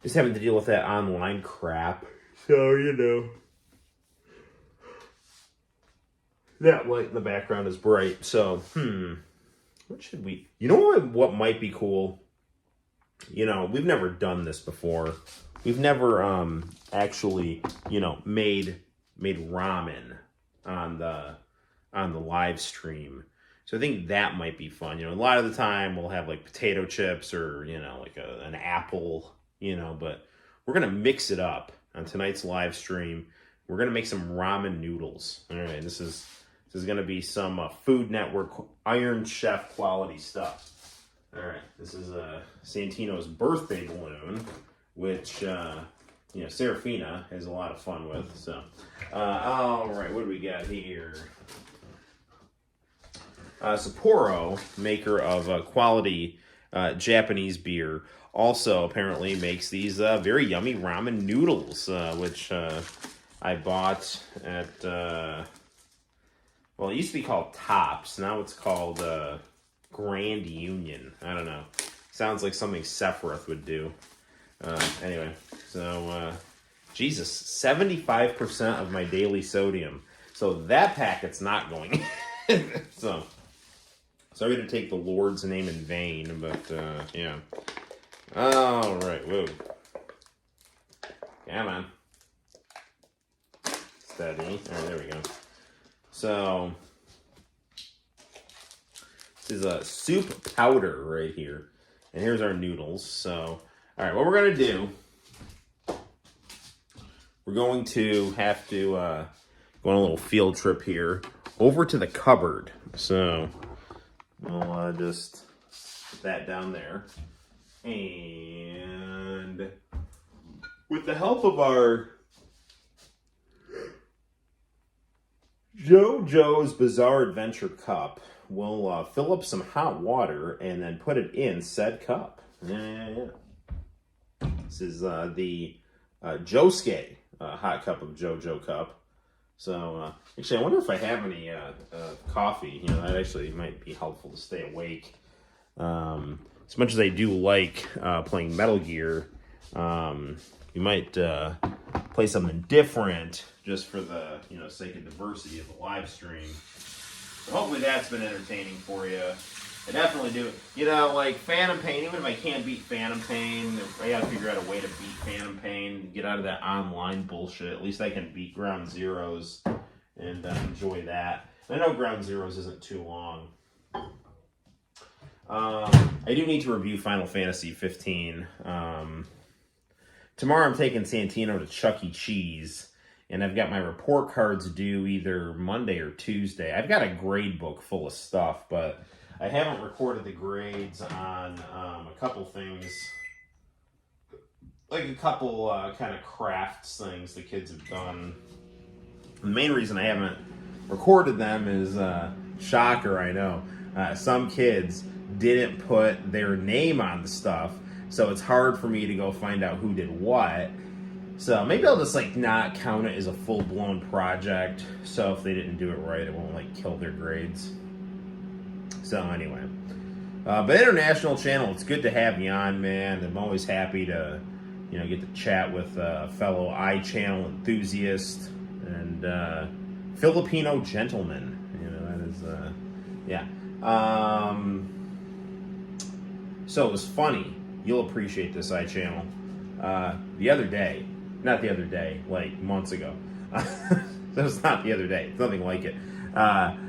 You know, I'm going to talk about Ric Flair and AEW in just a second. I was doing caricatures at this place, and this lady from Singapore came up, and she said she was from Singapore, and I was like, hey, did you ever see the TV show Money? And she got like really excited when I told her about it. Like, no. I've seen all of Money. I have it on tape. And I've chatted with Donita from Money. You know, so yeah. What do I think of Ric Flair being in AEW? I think that's where he belongs. I think Ric Flair is like the Hulk Hogan of Turner Wrestling. That is until Hulk Hogan went to Turner Wrestling and made it the greatest wrestling in the world. I am really, really annoyed with the bullshit that AEW gets from Smarks, which is ironic because AEW was started by an internet wrestling fan. This is why communism fails, because people turn on each other. Okay, it's like it's the same thing with like feminism too. It's like no one's worse to women than other women. um, So yeah, it's like you have this wrestling company run by a wrestling fan, and all you can do is shit on him because he won't kowtow to Jim Cornette and CM Punk. I think it's awesome that Ric Flair's there. I think the whole cancel culture thing of Ric Flair was also ridiculous. Like, I mean, like the amount of wrestlers I'm sure that have just done stupid shit, like hitting on women and stuff like that. Like it's not. I'm not saying it was wise for Ric Flair to flash a flight attendant, but it's like. Pretty soon, I think Hogan will be there if Tony Khan gets desperate, maybe within a year or two. Hogan should be there now. Hogan, I am all for the return of WCW. WCW was the greatest wrestling company ever. You know what a lot of the criticism of AEW reminds me of? It reminds me of the criticism that TNA got. You remember, like, TNA was awesome in, 2010? From 2010, when Hulk Hogan first came, Bischoff and Hogan didn't understand TNA at all. But within about a couple months, they kind of figured it out, and TNA got really good. They had the best roster on the planet. They had really good storylines, and everything was just ridiculously cool. They had Aces and Eights. They had Immortal. They had all this really cool stuff. All right, and the internet just shat all over them all the time. And then they finally got their wish, and all the established names left, and they got all their indie talent. And now TNA, their ratings are so low that they don't even report their ratings anymore because they're that bad. Okay, now there's other factors as well. Like Dixie Carter. And kept Vince Russo employed, and that apparently made Spike TV mad and all that other bullshit.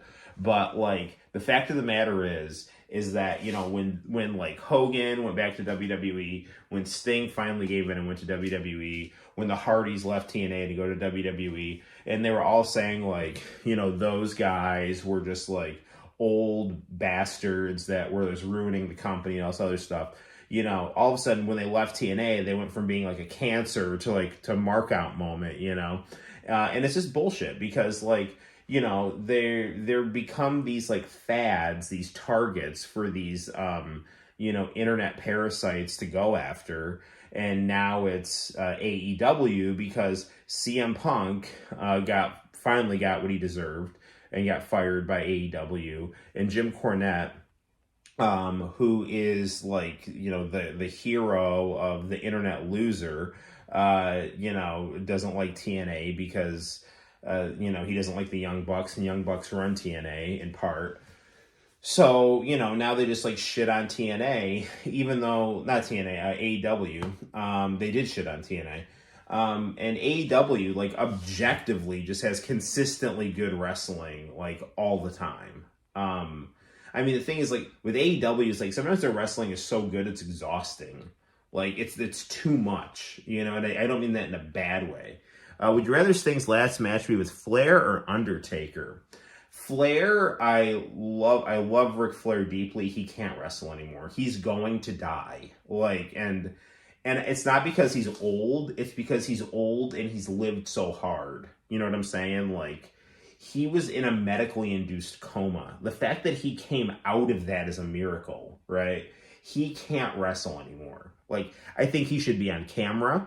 I think he should be a booker. I think he should be a manager. I think he should be integral to storytelling. I think he should be an authority figure. I think he should be part of the family. I think he should be the patriarch of the family. I think he should be on every week. I want to hear 2001: A Space Odyssey music every week. Ric Flair's awesome, but he cannot wrestle. He can't wrestle. He will die. I know that's how he wants to go, but that's not how it should be. Okay. So Ric Flair can't wrestle. That's out. Okay. I know he'd think it would be fun. I'm like he can get physical, but he cannot do that. Okay. Um, Undertaker in AEW would be very interesting. To have him come in as like Mean Mark Calloway, or something along those lines. Undertaker versus Sting would be awesome. I don't think Undertaker. I don't think will sell out though. But because not that going to AEW is like a bad thing, but it's like Undertaker is like a loyal WWF guy, and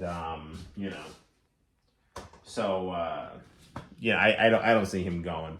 Hogan, Sting. I mean, they did that match in TNA when Hogan was so banged up, and it was actually a good match because Hogan, in his limited physical state, his psychology is so good, and his showmanship is so good. I just, Sting is the only guy who can say that he is Hulk Hogan's ultimate rival and Ric Flair's ultimate rival, and he ended up being one of the biggest stars in the history of professional wrestling and didn't need the WWF to do it. In fact, when he finally went to the WWF, they fucked it up. So Sting is one of a kind. But Sting versus The Undertaker, that would be a hell of a last match. With, I don't know. I with Flair in his corner or something. I mean, I think Hogan would be awesome. Hogan, if Hogan were to go to AEW, he should be in the Bullet Club. He should be in some kind of Bullet Club angle. He should have a shirt that says like Ichiban Club. He could come in with like they could do a storyline where like Hulk Hogan is like with the New Japan Bullet Club, and they go up against Bullet Club Gold, and the Elite are involved, and you could have kind of like NWO style storytelling with those dynamics. I think that'd be really cool. But Hogan again is 70, so he is with his amount of back surgeries. Again, I don't know if he can actually pull off a full match, but he could definitely be something like the Godfather of the Bullet Club or something like that. The New Japan Bullet Club. So Stone Cold and Hogan would be a dream match. Steve Austin wouldn't do it. And I think Steve Austin wouldn't do it because he was, I don't think he wanted to get booed. I mean, I have no evidence of that. He said it's like he didn't think him and Hogan would have a good match, but that's bullshit. Like, if Hogan can work with Great Muta, he can work with Steve Austin. So, anyway. Kampai. Here we go. Do-do-do-do-do. Alright. So, here's, oh yeah, here's your noodles, guys. Nom nom nom.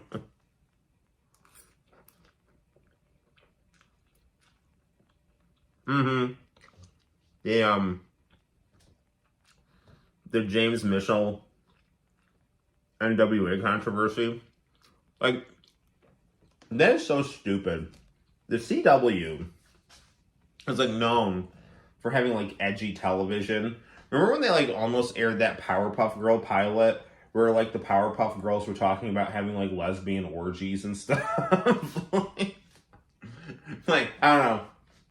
I think that was from like a leaked script or something, but like, I mean, and that's a mild exaggeration. Mild. Anyway, but like, CW was like constantly like pushing the envelope and stuff like that.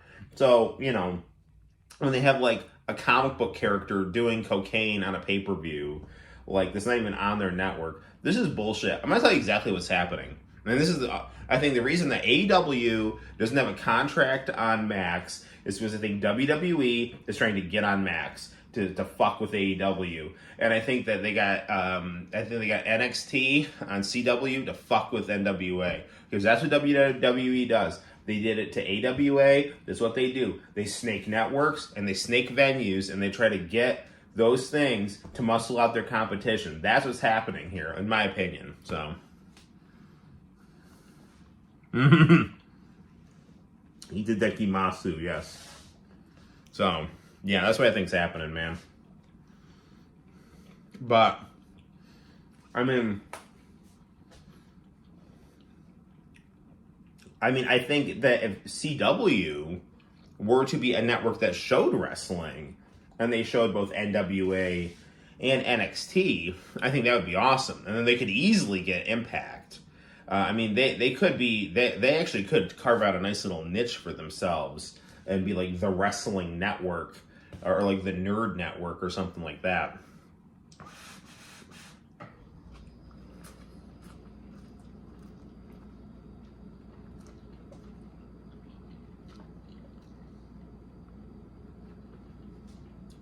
This ramen is really good.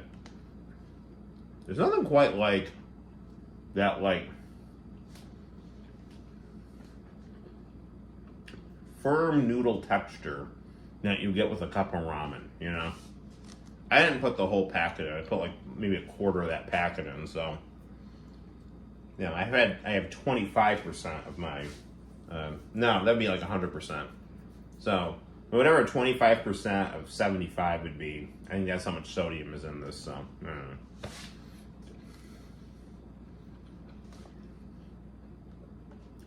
I also have a box of fortune cookies, but I'm saving that for the next episode of the Noel show, because we're going to do like fortune cookie fortunes, and I'm going to use those fortune cookies for it, so. It's going to be like viewer mail, but fortune cookies.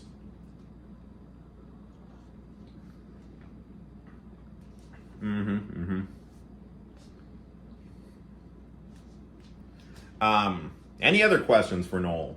But so, long story short, I think the NWA thing is being overblown. I also think the NWA has drawn the ire of Dave Meltzer, because Billy Corgan doesn't like the same style of wrestling as Dave Meltzer, and therefore Dave Meltzer is, and also Billy Corgan won't like kiss the ring of Meltzer, so like, you know, Meltzer kind of shits on NWA, so.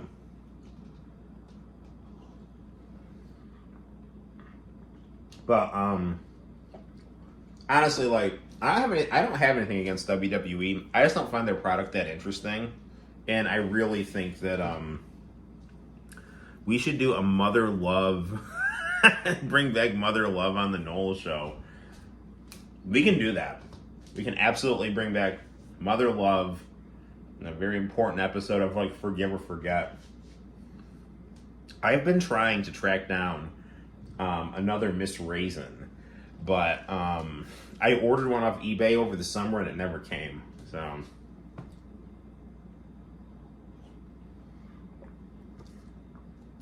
But yeah, I can totally do that. Santino wanted to do an episode of the Noel show on his birthday. I just didn't have time to write one, and I felt bad, but I couldn't do it during the week, you know. He had Veterans Day off, so.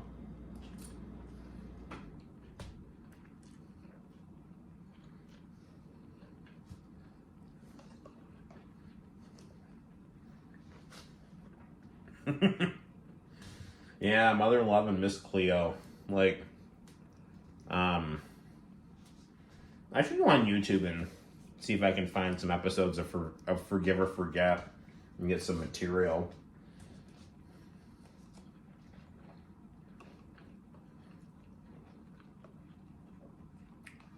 We can also do like, I do so much of like psychic hotlines though on the show. I should probably like try to mix it up a little bit, but there is like a really funny commercial of Philip Michael Thomas doing a psychic hotline commercial. But I think I got to pump the brakes a little bit on the psychics because I just had Miss Cleo on. So Miss Cleo's been on twice. Maybe I should bring Cosby back. I don't know.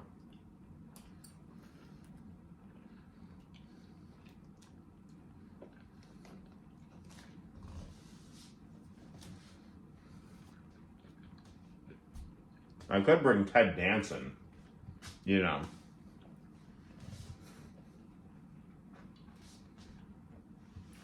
I wonder if I could make like a cyborg Ted Danson. Because, you know, Santino shot him in that one episode. Like, come back as a cyborg. I don't know. Yeah. We could have him come back as a cyborg for the Frasier reboot. Maybe we could do something like that. I haven't seen any of the new Frasier. Like, I don't know if it's good or bad or what.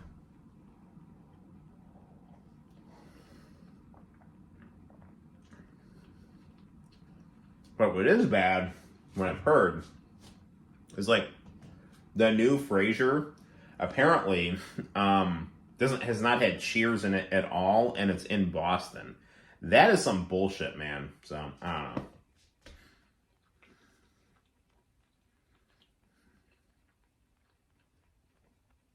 I was hoping I'd get to box today because I have a friend who had said that he wanted to do some training this weekend. He's way better than me, but he's awesome to train with, and I don't know, just schedules and stuff. But Iron Mike, man, there's nothing more beautiful than peekaboo boxing. So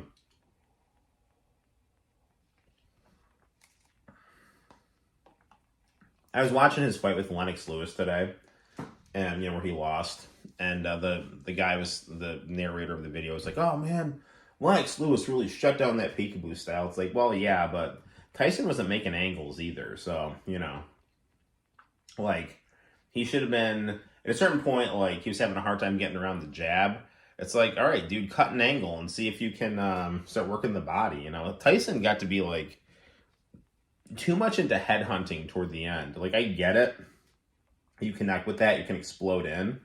But a lot of the time he was just like, just trying to take people's heads off. And when Tyson was really at his best, it was like head movement, body shots, and footwork working in tandem to be able to open up the head for those headshots, So, I mean, he's got to know that, so. What's up, Sinister? You've been playing Metal Gear Solid 5 Ground Zeroes. I took a break, but now I'm eating ramen. I'm talking about pro wrestling and Mike Tyson. And Ted Danson. And my talk show. Right on, right on. Actually, one of the boxing coaches I work with was raised by Floyd Patterson, which is actually really cool. So, on your way to work. So a pretty late shift, huh? So on the East Coast, it's like 12. It's about 12:30 on the East Coast. So I don't know how it's exactly what time it is on the West Side. Don't want to work today, but a coworker is hurt. That's no fun.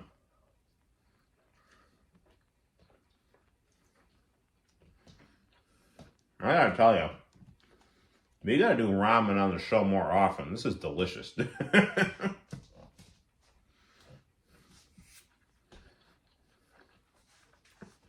Gonna have to go back to the store and get more of this.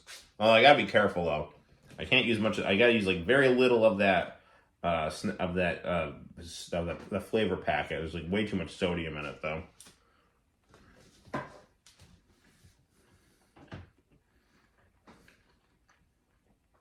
I actually saw I watch AEW Collision every Saturday. Oh yeah, hell yeah, absolutely say hi, man. I appreciate you stopping in to say hi. You always bring up a lot of cool stuff. Oh hey, I meant to ask you. So I'm assuming you've heard about like the notorious B1. Did you ever like hear about that? Like the guy who kind of looks like Biggie from Mississippi that came out a year before Biggie and rapped over Juicy Fruit. Like, it's interesting. I'm sure they got inspired. I'm sure they kind of took that guy's style a little bit. But, like, I think, like, Puffy and Biggie went, like, way deeper and produced a much better song. But his version of Juicy is good. I like it. It's a little bit more raw, but the Puffy Biggie one is a work of art. But I don't know if you had any thoughts on the notorious B1 or you even know what I'm talking about, which you probably do. So,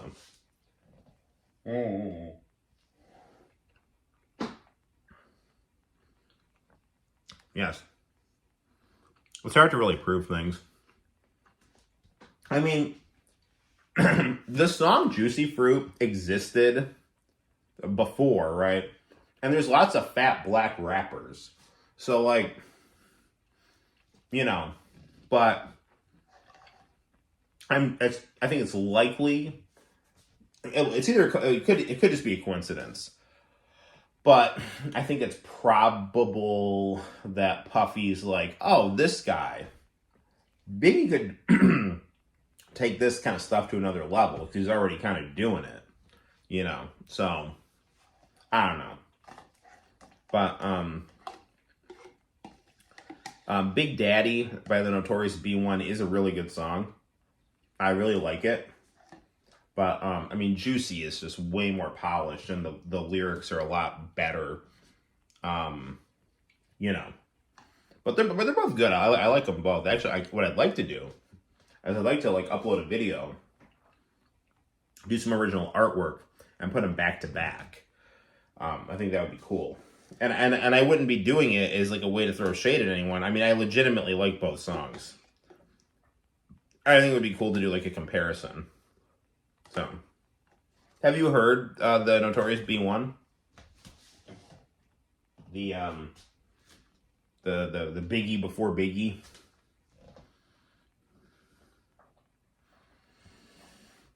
Should I chase that ramen with some orange soda? Yeah, probably.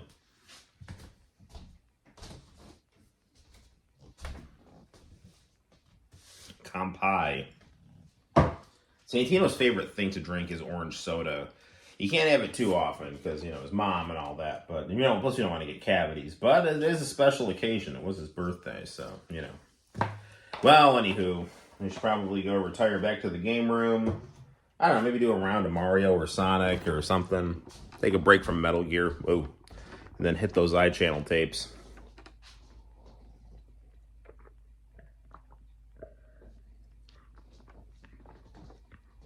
You know what might be fun, what Santino and I were playing today? We were actually playing the Mega Drive Street Fighter 2. So we could do that. Actually, what the hell? Let's do that.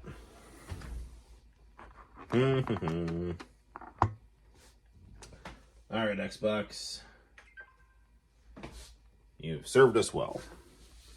Now, let's play some Sega. Where's the remote? Remote. Here it is. All right.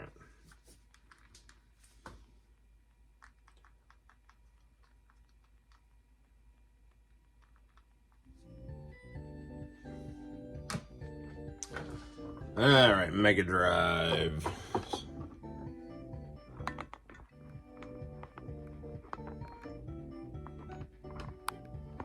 Just setting up my camera here.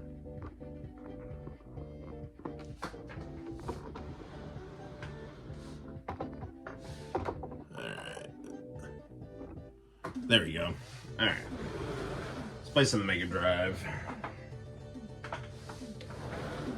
Man, I love the Japanese Sonic art. It's just like the cool. Check out that cool Sonic Spinball art too.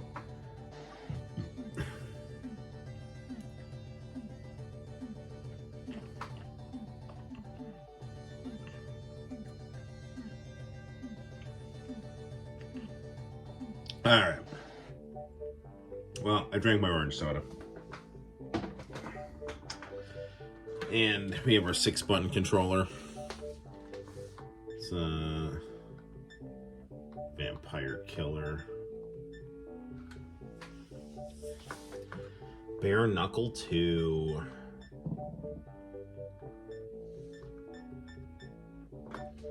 Mega World. Landstalker. Some good games, man. Alright. Virtua Fighter 2. Let's play some Street Fighter. This is my jam right here.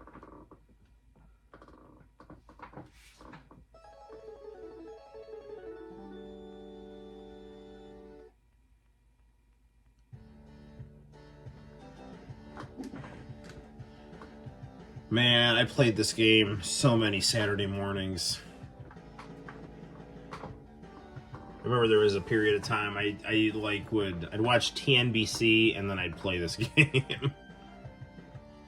This is playing on a black and white TV. Then when it first came out, I used to play it on a TV from like the color TV from the 70s that my mom got at a garage sale.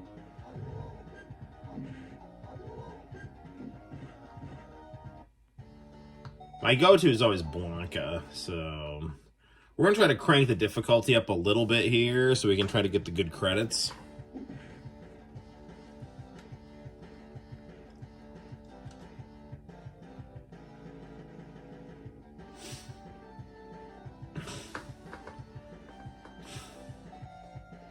Excite mode.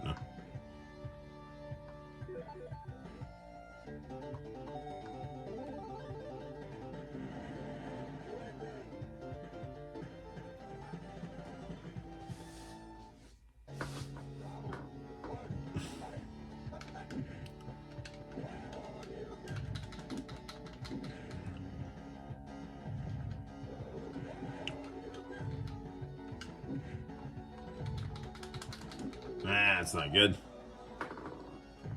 A little out of practice here, but we'll keep on.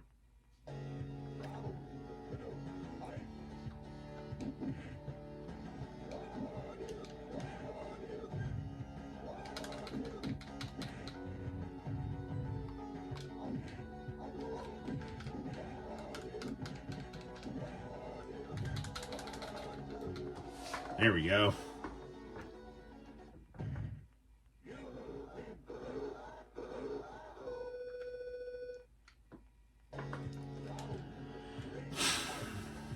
We have the American cartridge of this game here. Come on now!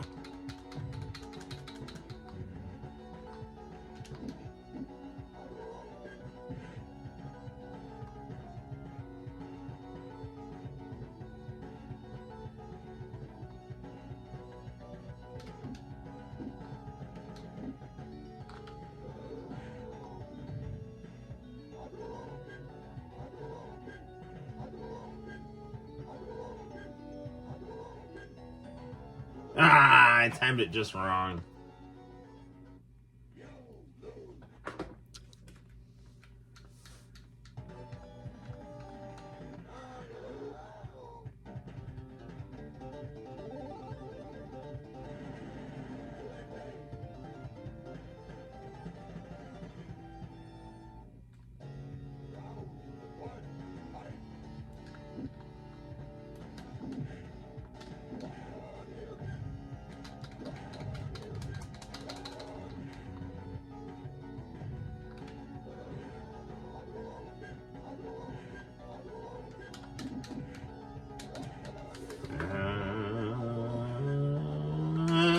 There it is, darn it. Darn it!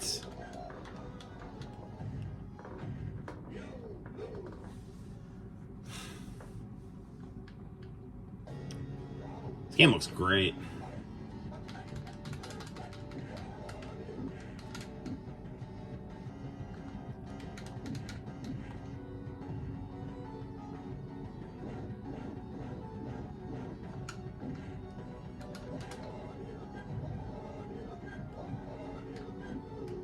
There, that one worked.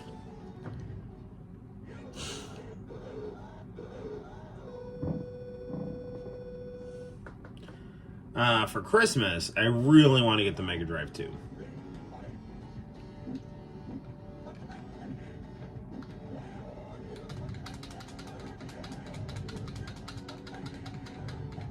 Ah, damn it.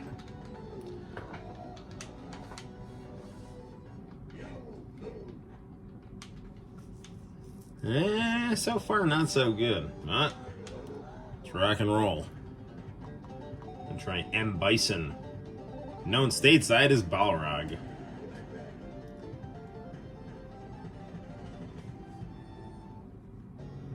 He's a fan of peekaboo boxing. I think he is the guy to pick here. Although the thing is with Balrog, ironically, it's his reach that really works for him here.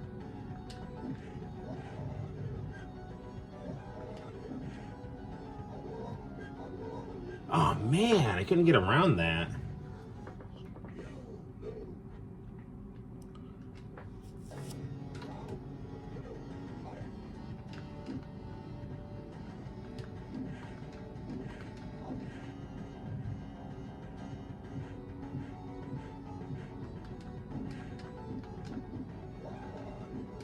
that one worked.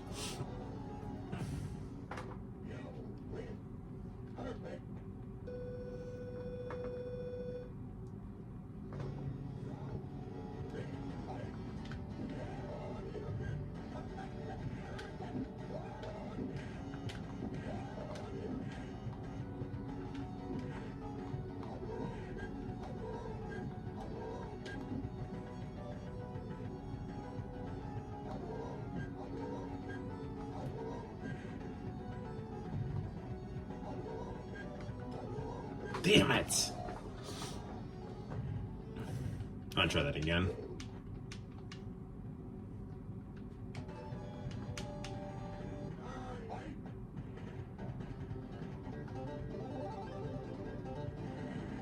These are getting serious now. Now I'm wearing my yellow tinged shirt.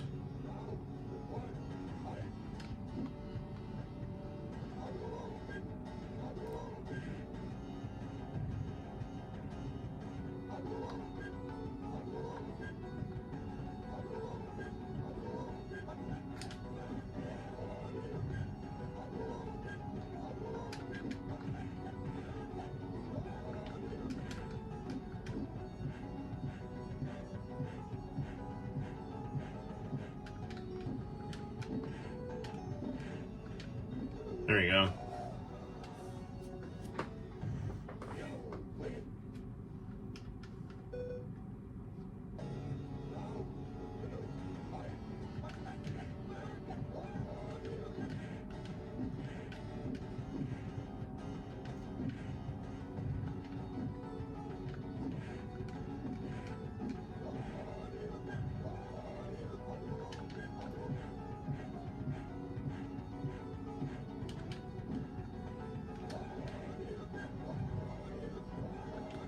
There you go. No, that one worked.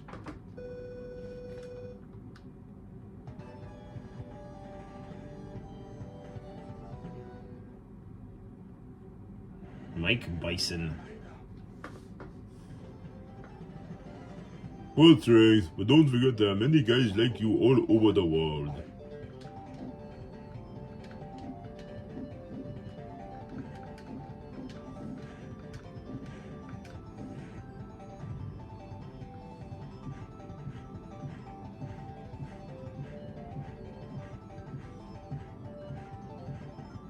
There we go.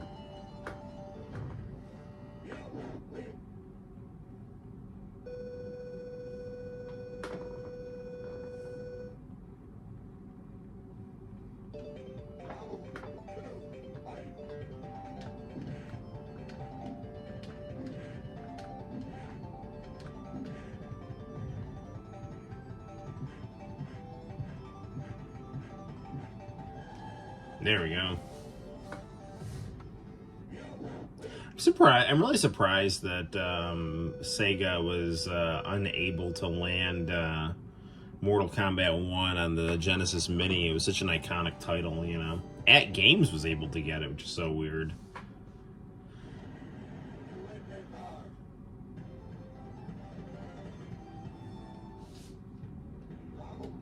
The boxer versus the wrestler. Interesting.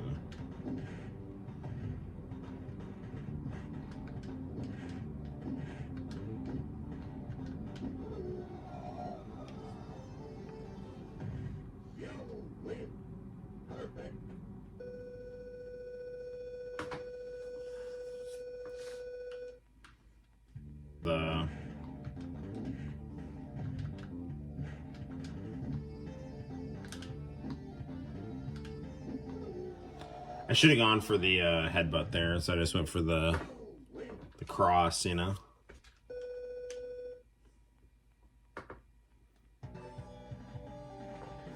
Well, you know, now we're warming up here. Now we're cooking with gas.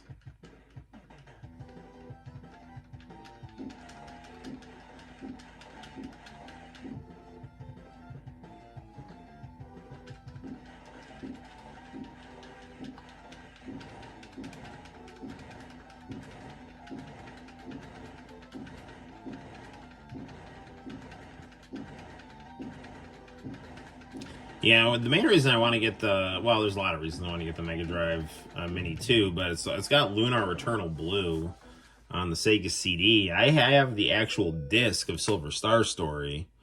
I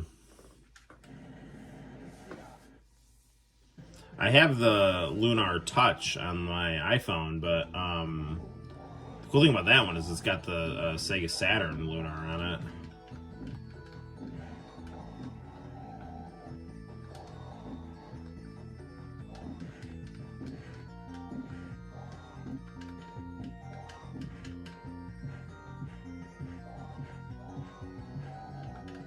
Oof.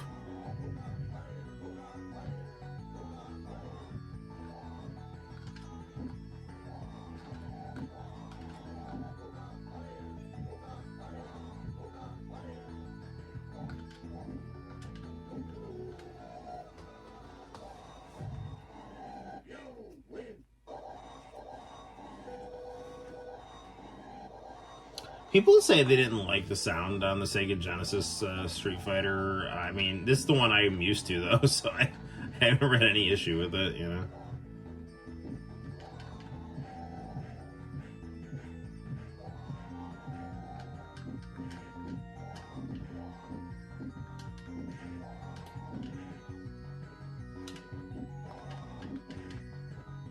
There we go. It has many arms as Vishnu, and they were all very busy.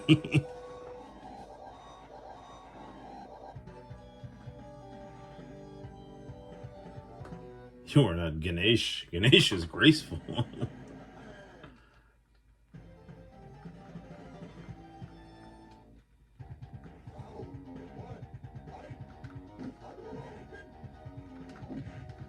This one's gonna be a little trickier here.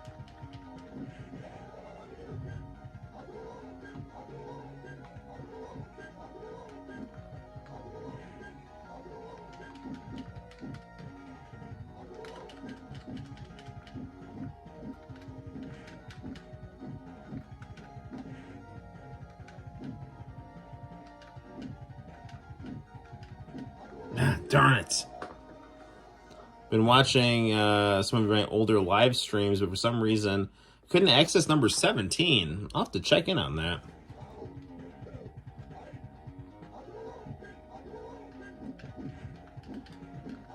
I wonder if there was some issue with some stupid copyrights thing or something. Like retroactively, you know, like...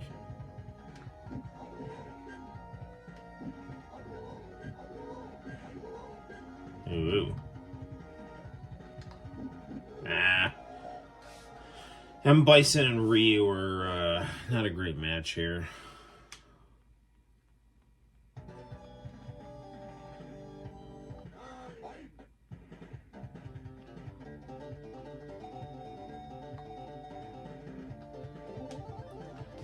So we're gonna go with we're gonna have a straight up skill versus skill match right here.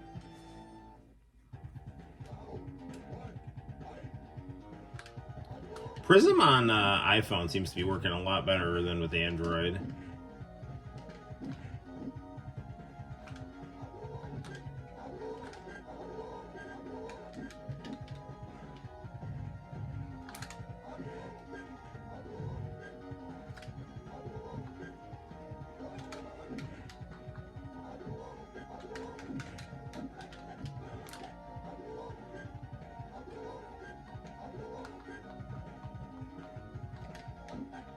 Oh, what? This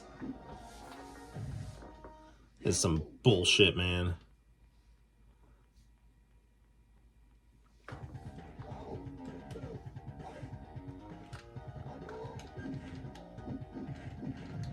No, this one's not gonna go well. Yeah, that wasn't good at all. Well, so I'll try that again. It's become evident that due to time, I might need to get up in the morning. We're not going to be able to beat this here. The Balrog, not to be confused with M. Bison, not to be confused with Vega.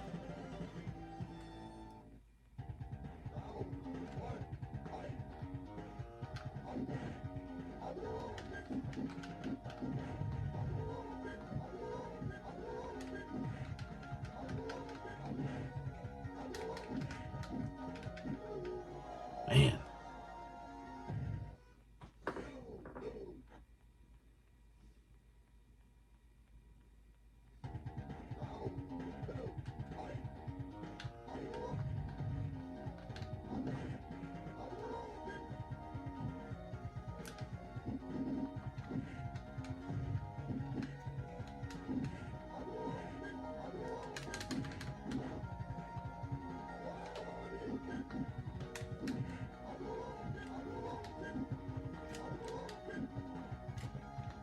Damn it.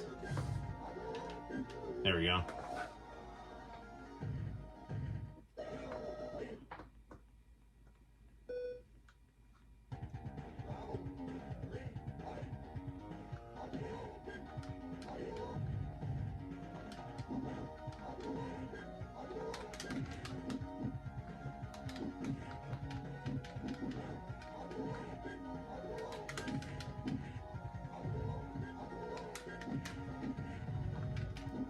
What? What the hell? He totally input read me. I was going for a throw and then he threw. That's some bullshit, man. I'm gonna try one more time and then we're gonna watch VHS tapes. Actually, you know what? Yeah, let's try one more time and I'm gonna do it again with a Vega. Or should I say Balrog? The man who attacked Chun-Li when she got out of the shower.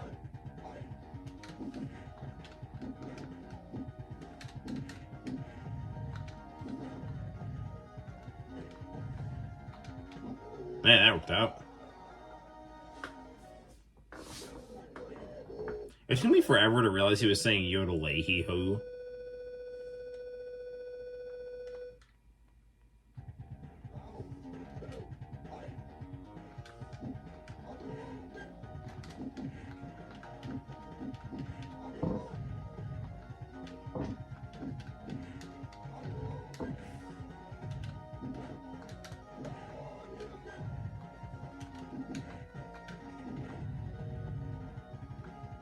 There we go, we got him. All right.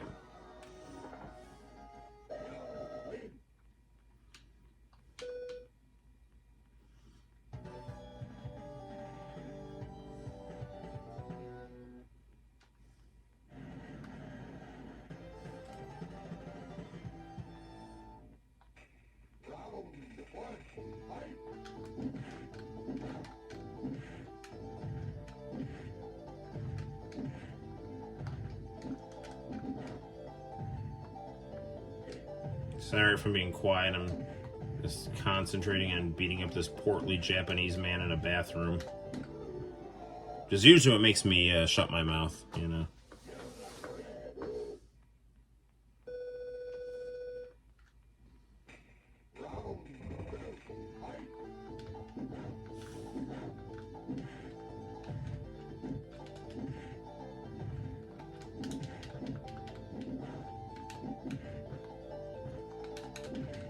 Oh, come on.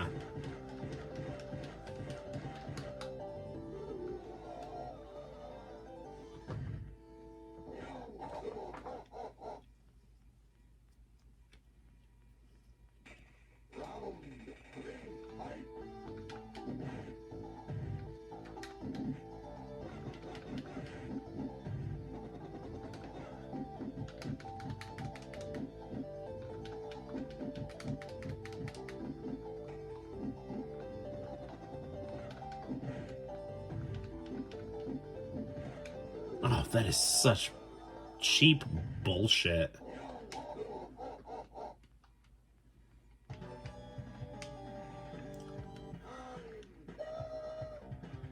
Alright. Here's their old buddy Blanca.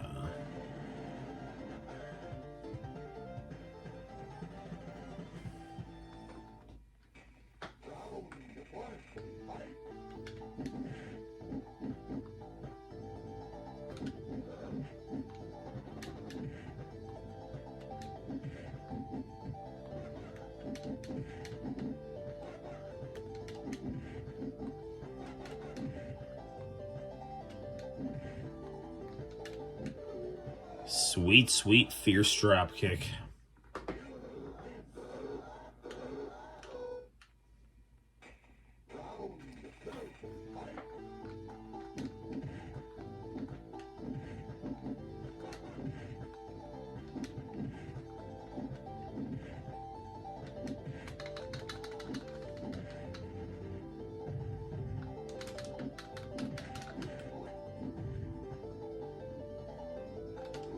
What? Should have just electrocuted him.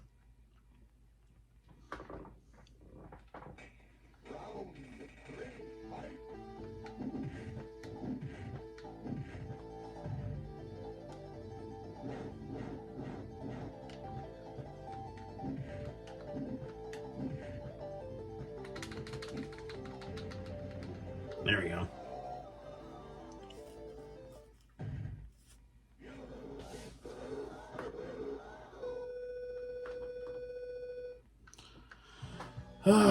Somebody tell me what time it is here. I mean, you know, I know some of you are on the West Coast, so it's like sniffing around 1 o'clock. I really gotta stop, like, staying up so late on Saturdays. It's really like a drag on Sunday because I gotta get up for church, but I love live streaming, so.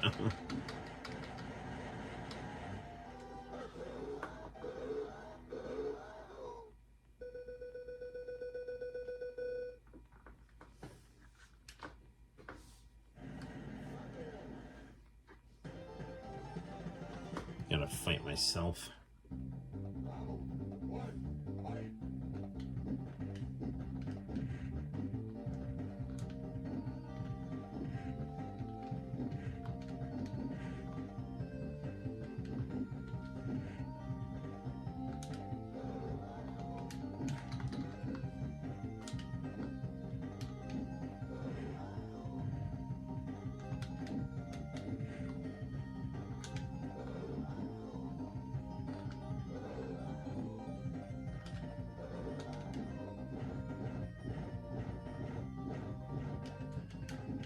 Gosh darn it.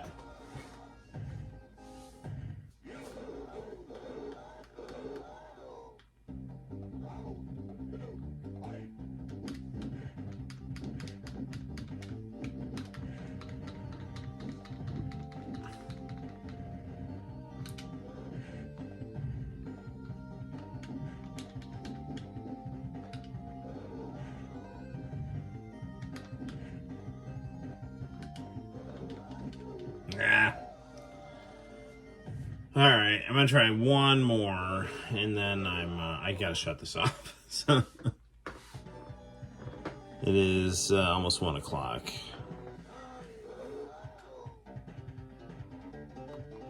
Try Sagat. I'm gonna try Bob Saget.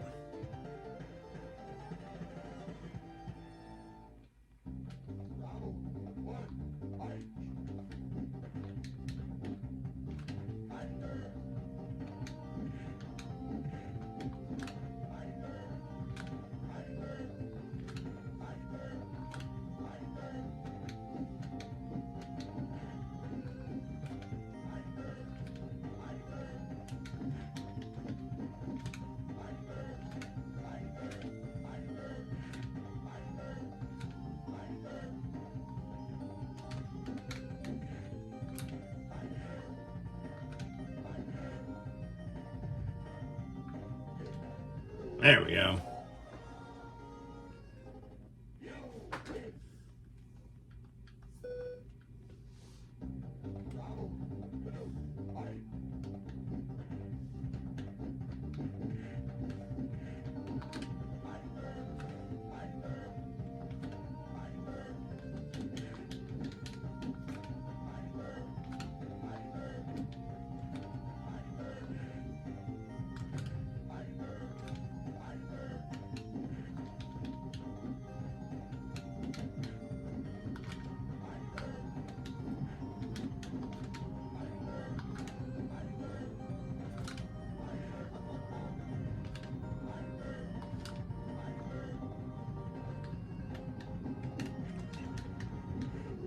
What? Darn it. I thought I could interrupt that.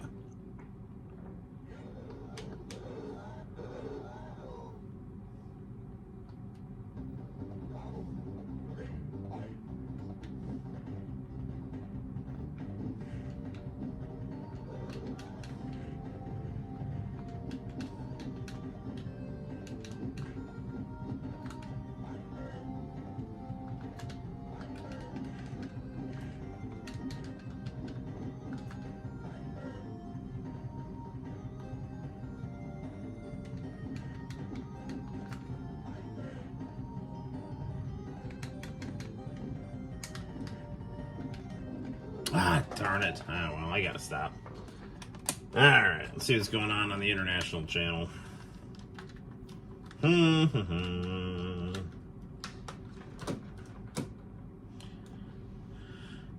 So, fewer games tonight, but, you know. Let's see, so we got on TV land here.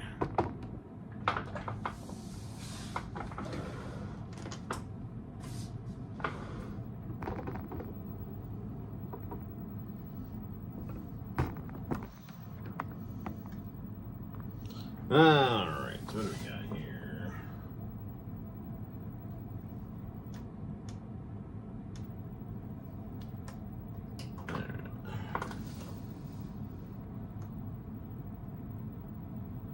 Oh yeah, Macho Man. NWO. On you. I'm gonna beat you. And Elizabeth is gonna be with me night and day. Yeah, this is just the best time ever. We'll see. Ah, the evil Hulk Hogan. We have Hulk Hogan having way too much fun with the spray paint there. You got Ted DiBiase debuting here.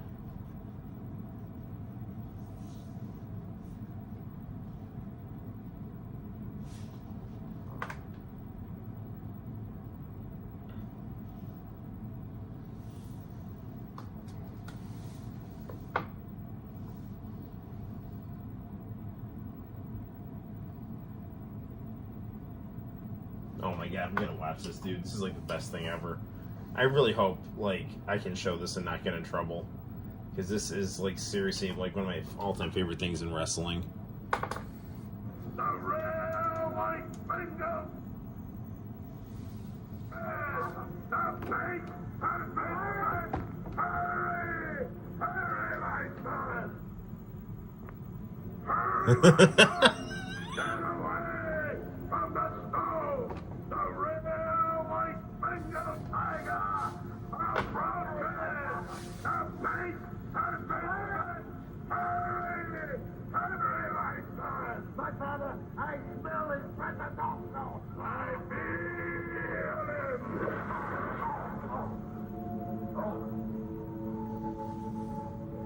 Where am I?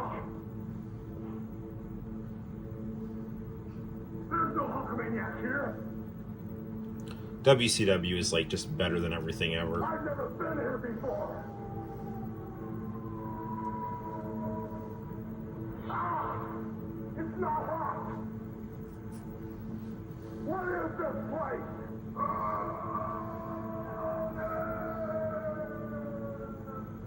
I know you. I know you too. You two are behind the demise of Hulkamania. I know about the Like, Zodiac. I don't want to get into copyright trouble, but this is just, like, the greatest thing ever. And I want to just, like, further say once again that this is the greatest thing ever, so. This stone is a legacy, the immortality of Hulkamania. And you too will be buried beneath it. You don't understand. Hogan, this is where darkness dwells and lives. Nobody has ever been able to defeat the immortal Hulk Hogan, except yourself. You see, Hogan, you're the one that created me.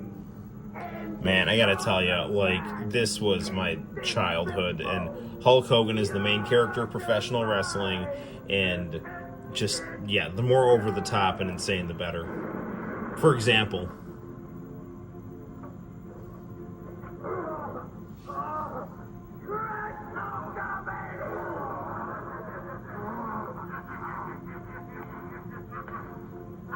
my power is a million times greater than the power of Hulkamania. I am the greatest giant who ever walked the face of the earth. And I am the one true immortal. hey, the best part about this is like how it awkwardly pauses on the giant laughing. Alright. Alright. So I kept replaying this a million times because you can never see this too much. In fact, it's on my friend project page as we speak right now. So it's embedded into the page and my space, hey. Ooh, Das Wunderkind, Alex Wright. Do. Ooh, speaking of Street Fighter.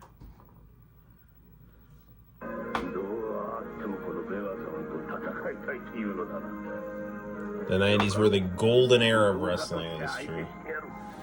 Hopefully I don't get in trouble for showing this, but this is like one of the greatest things ever, too. This is like so much better than the American version. Like the Japanese version is like a million times better. It's like Tetsuya Komuro music combining like the brutal and the beauty.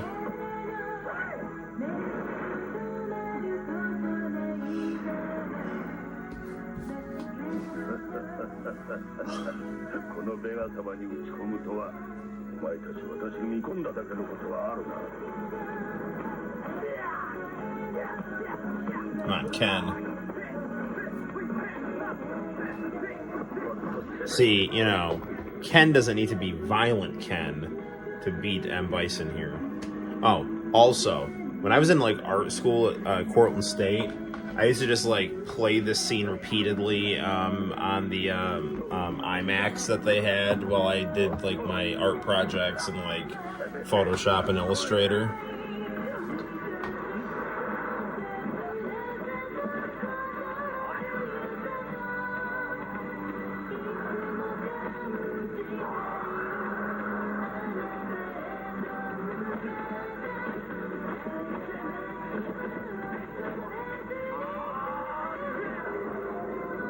Alright, Ryu.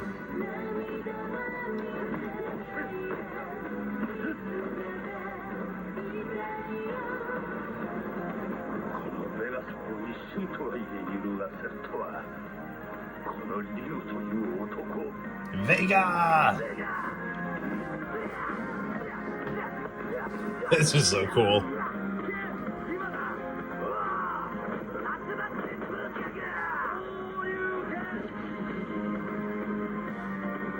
I'm going to show you the power of what happens when you combine American style with Japanese fighting spirit. You get Hadoukened into a helicopter and it explodes.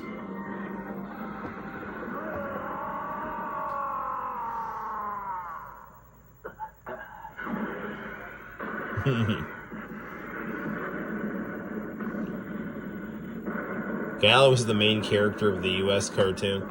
Yeah, you know, the U.S. cartoon was really weird. There were some episodes of it that were, like, okay, and other ones I thought were terrible.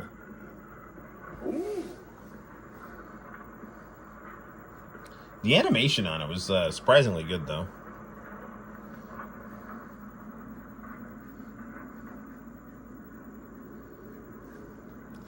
See, I think, you know, they rather than trying to make Guile the main character, they probably should have, like, made a Guile movie, or they didn't make a Guile movie, like, make a Guile spin-off, you know, that still has all the Street Fighter characters in it, but, like, could make, like, you know, I don't know, do like for the cartoon, right, you know, to do that kind of like a Guile spin-off, which I guess you can say that they did. It's just like a version of Street Fighter where like Guile is in charge. So let's fast forward this here. What do we got here? Ooh. I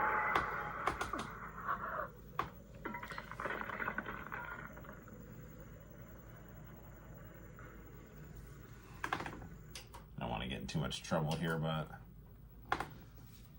this is like the greatest scene in the history of Dragon Ball.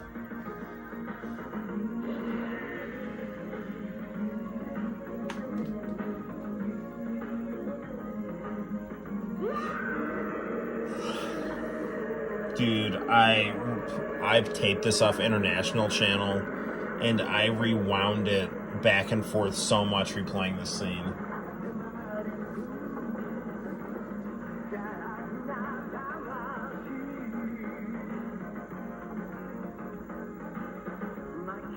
Trunks looked awesome with his like crazy Super Saiyan hair.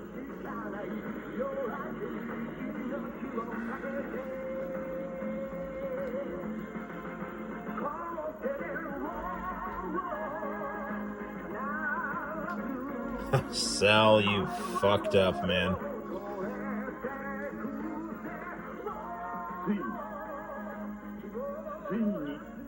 Yeah. What's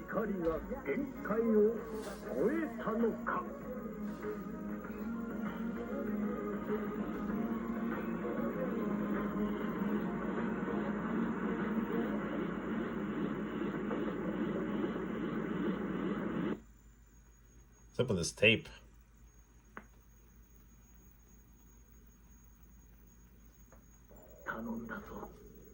Okay, let's fast forward that again there.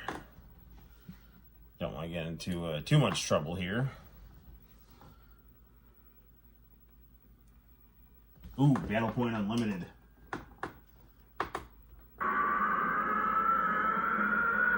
So they took the background music from a German band called Propaganda, and kind of just like tweaked it a little bit, and it works amazingly here. I always thought Bulma looked kind of hot with that giant blue afro. Dude, I really need to get a pink shirt that says Bad Man on the back.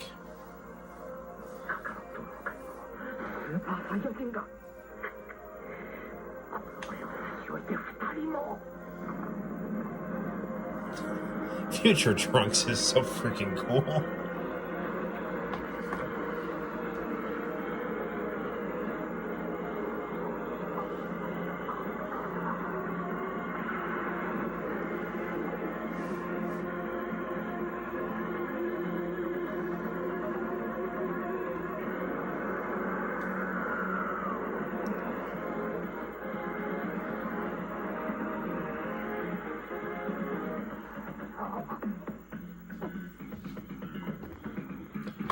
All right, I don't want to get have it be on there for too long, but let's check this out again here.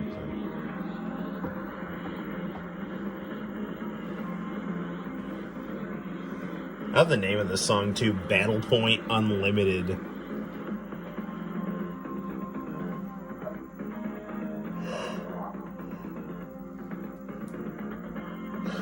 I hate Frieza too, so it worked out really well. Frieza's totally irredeemable. He doesn't even work as an anti-hero. He's such a piece of shit.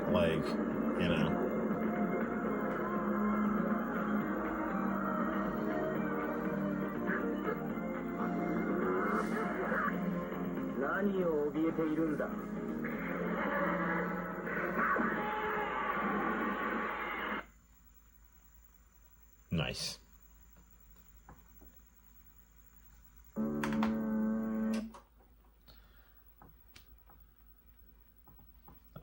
Taping YouTube in the mid-2000s.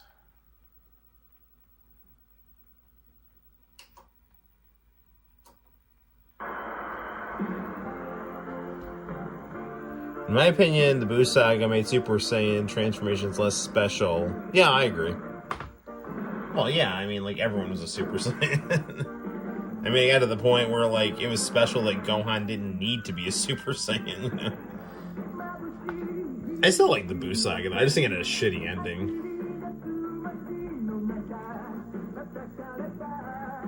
I literally taught myself how to play basketball because of Slam Dunk.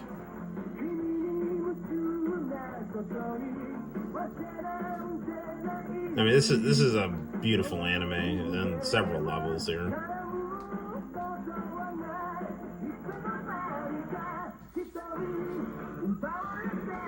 Oh yeah, again, avert our eyes so we don't get into trouble here.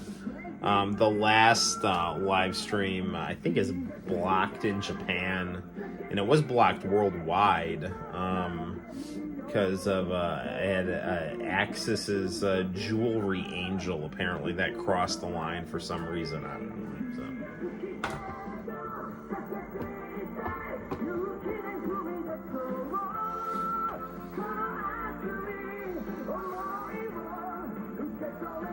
All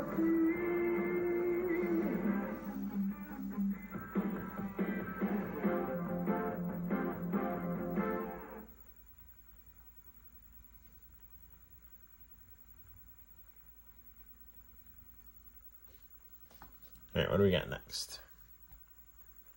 Ooh, Slam Dunk Opening 2.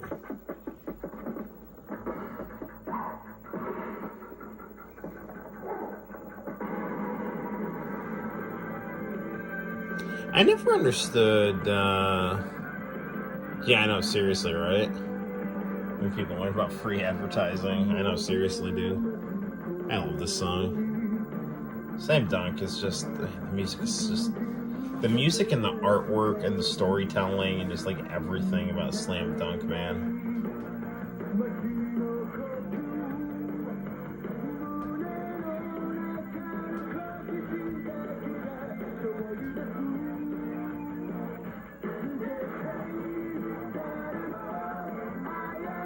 So when Santino was born, I watched like all of Slam Dunk.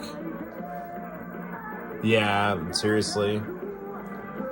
I have no idea why they didn't show this on like the Cartoon Network or something.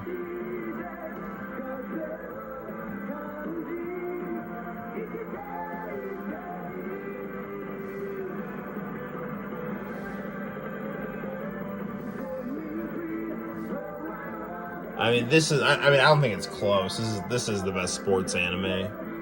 Hajime no Ippo is awesome too. I haven't seen all of it, but from what I've seen of it, it's great. But Peekaboo Boxing is the sport I love the most. But like, dude, I love the story of Slam Dunk and just the music and the style and everything, man. It's just, dude, I pretty much just like binged this whole series like when Santino was an infant, and I have really fond memories of it.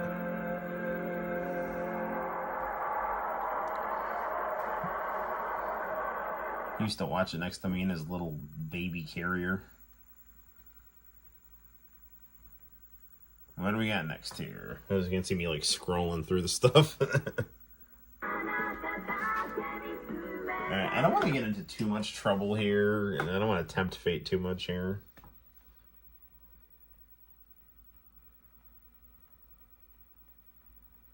So, you know, Slam Dunk closing credits here.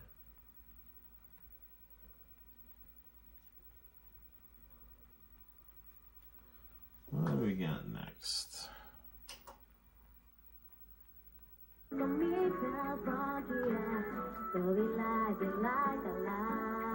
What the hell is this here? What is this?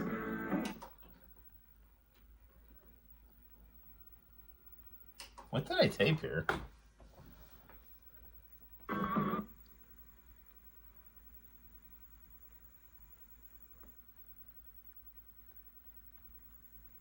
Full Metal Panic opening.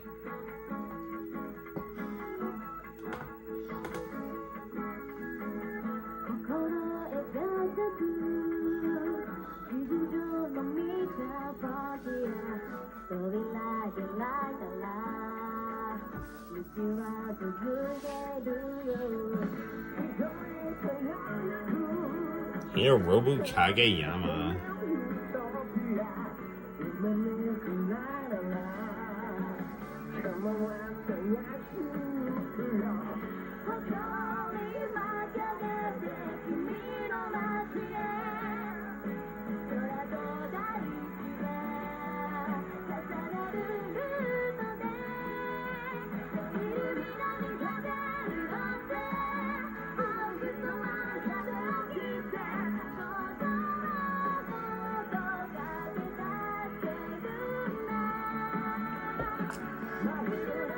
Man, I wish I was still in touch with my friends who, you know, when I used to go to their house and tape YouTube off their computer.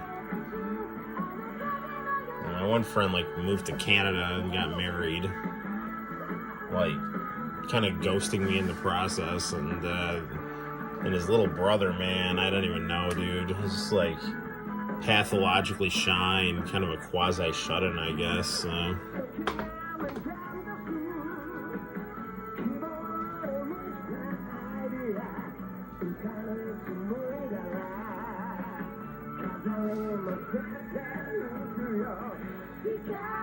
Like seriously, like my Saturday nights, I'd go there, I'd tape YouTube, we'd watch a music station, I'd order Chinese food, and then I'd usually play Evil Zone and 3DO till 1 in the morning. So, in a kind of poetic turn of events, now I do that with you. So.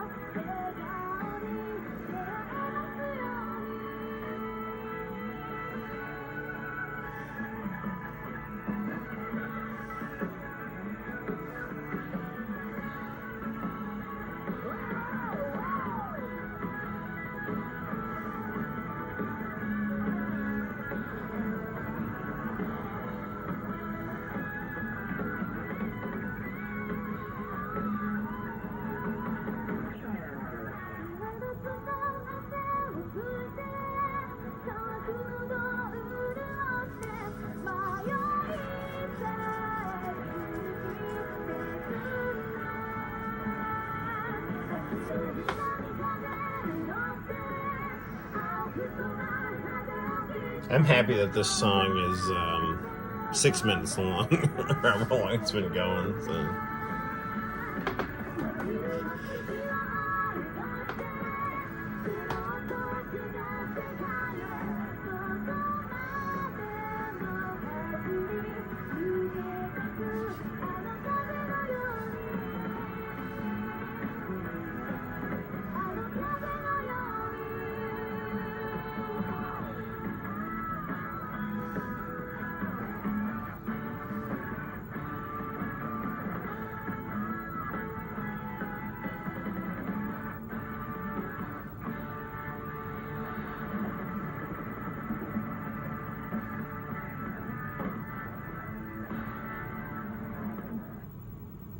All right, good stuff. What do we got next?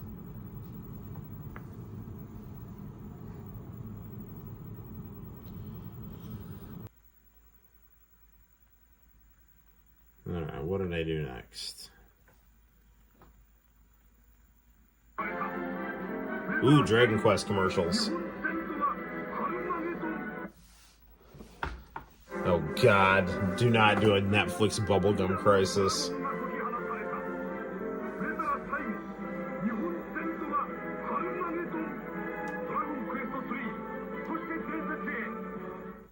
To this day, I really want to play Dragon Quest 3 just because it's the game that like broke Japan.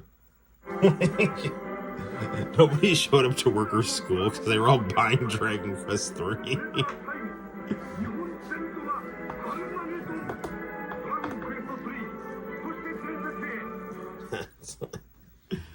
So, all right, we cannot record. We have to release Dragon Quest on the weekend.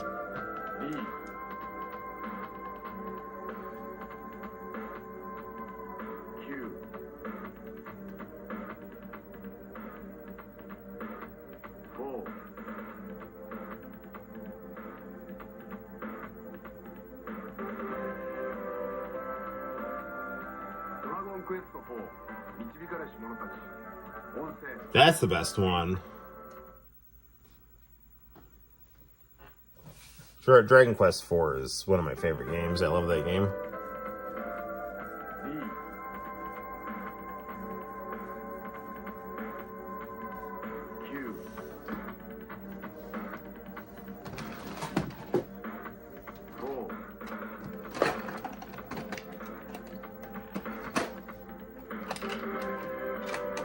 Trying to find my copy of Dragon Quest 4 here.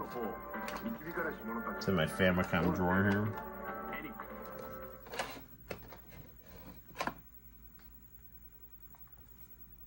Oh, here it is.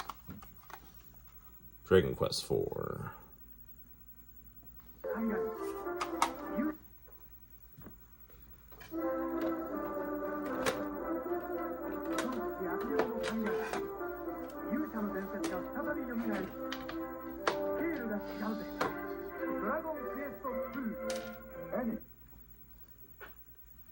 The original Dragon Quest has such a great commercial.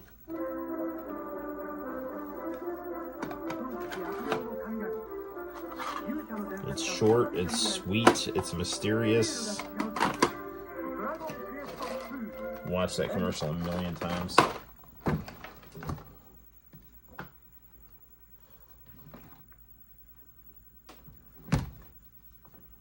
What am I typing in here? Xenogears.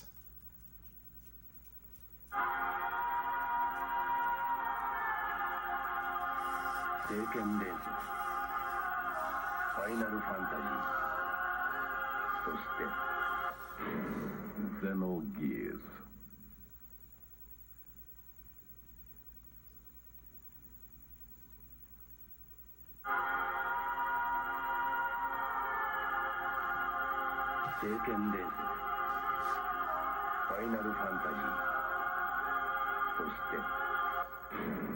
Xenogears. Man, if only Xenogears became the next great RPG franchise. There's one amazing game, and that was the end of it. I mean, Xenosaga was fine, but, you know. Xenosaga 3 was the only really good one.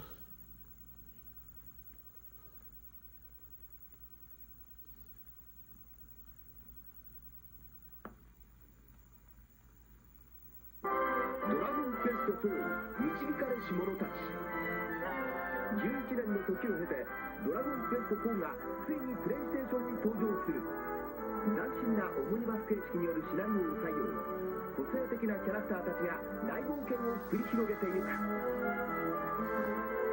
またプレイステーション版ならではの新要素も満載 AI 戦闘システムの進化を遂げたそして躍動するモンスターや迫力満点の魔法のエフェクトなどグラフィックにも注目だ Man, I really gotta go to bed, although this is really interesting.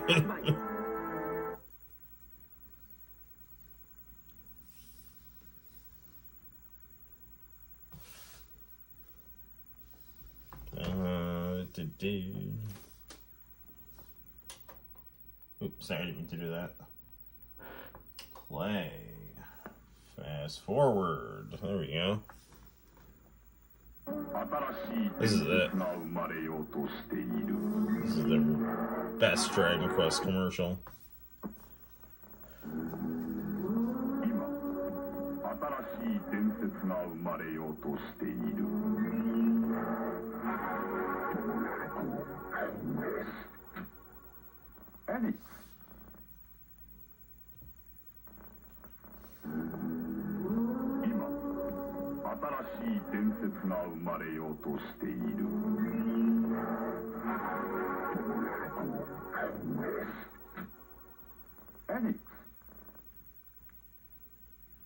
Can never get enough of that commercial. Just the whole vibe of it. As you can tell, I've played it like 4 times in a row. I'm still deeply troubled by the prospect of an American bubblegum crisis show on Netflix. It would destroy that thing.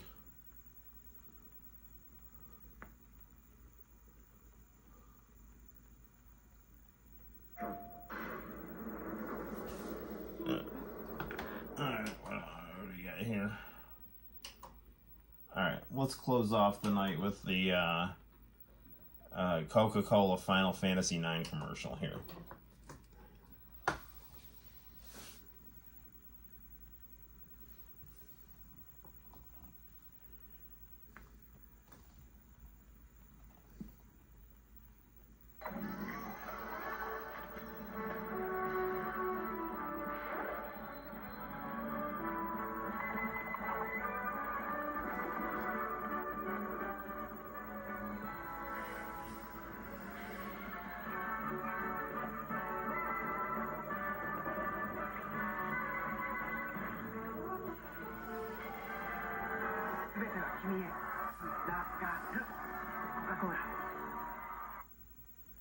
Zidane always reminded me of TM Revolution.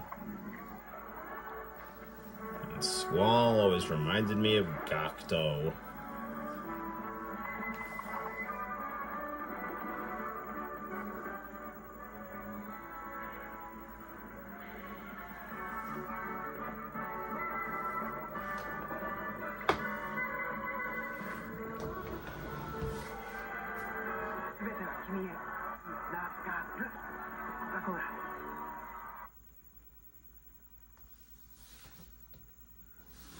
part of me is like really wanting to see what's next on this tape, and the other part of me is like, I need to go to bed.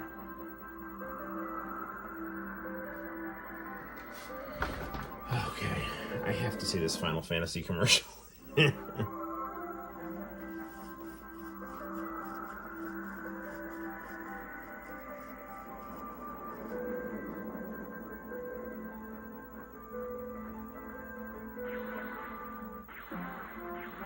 あの勇者たちが今ユーファミコンに出会う。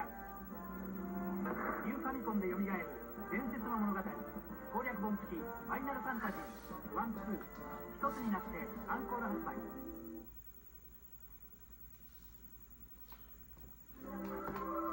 Okay, this commercial's got such pretty music. This is the last one for tonight.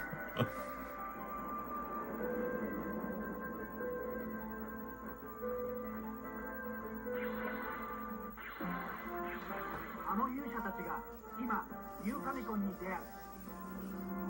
ユーファミコンで蘇る伝説の物語、攻略本付きファイナルファンタジー1、2一つになってアンコール発売。Okay, Shin Hatsubai. Alright. Well, guys, it's been fun. It's probably pushing 2 o'clock in the morning. I always say to myself, I don't want to stay up late. And then it always ends up being like 2 o'clock in the morning. So, alright, guys. Well, it's been fun. Thank you for tuning in. Thank you for putting up with my nonsense. Thank you for, all your friendship and quality input and all that good stuff. So, you guys take care. I'm going to catch some Z's. And until next time, guys, my name is Noel. And I will see you in the very near future for more international channel fun and YouTube action. Bye-bye.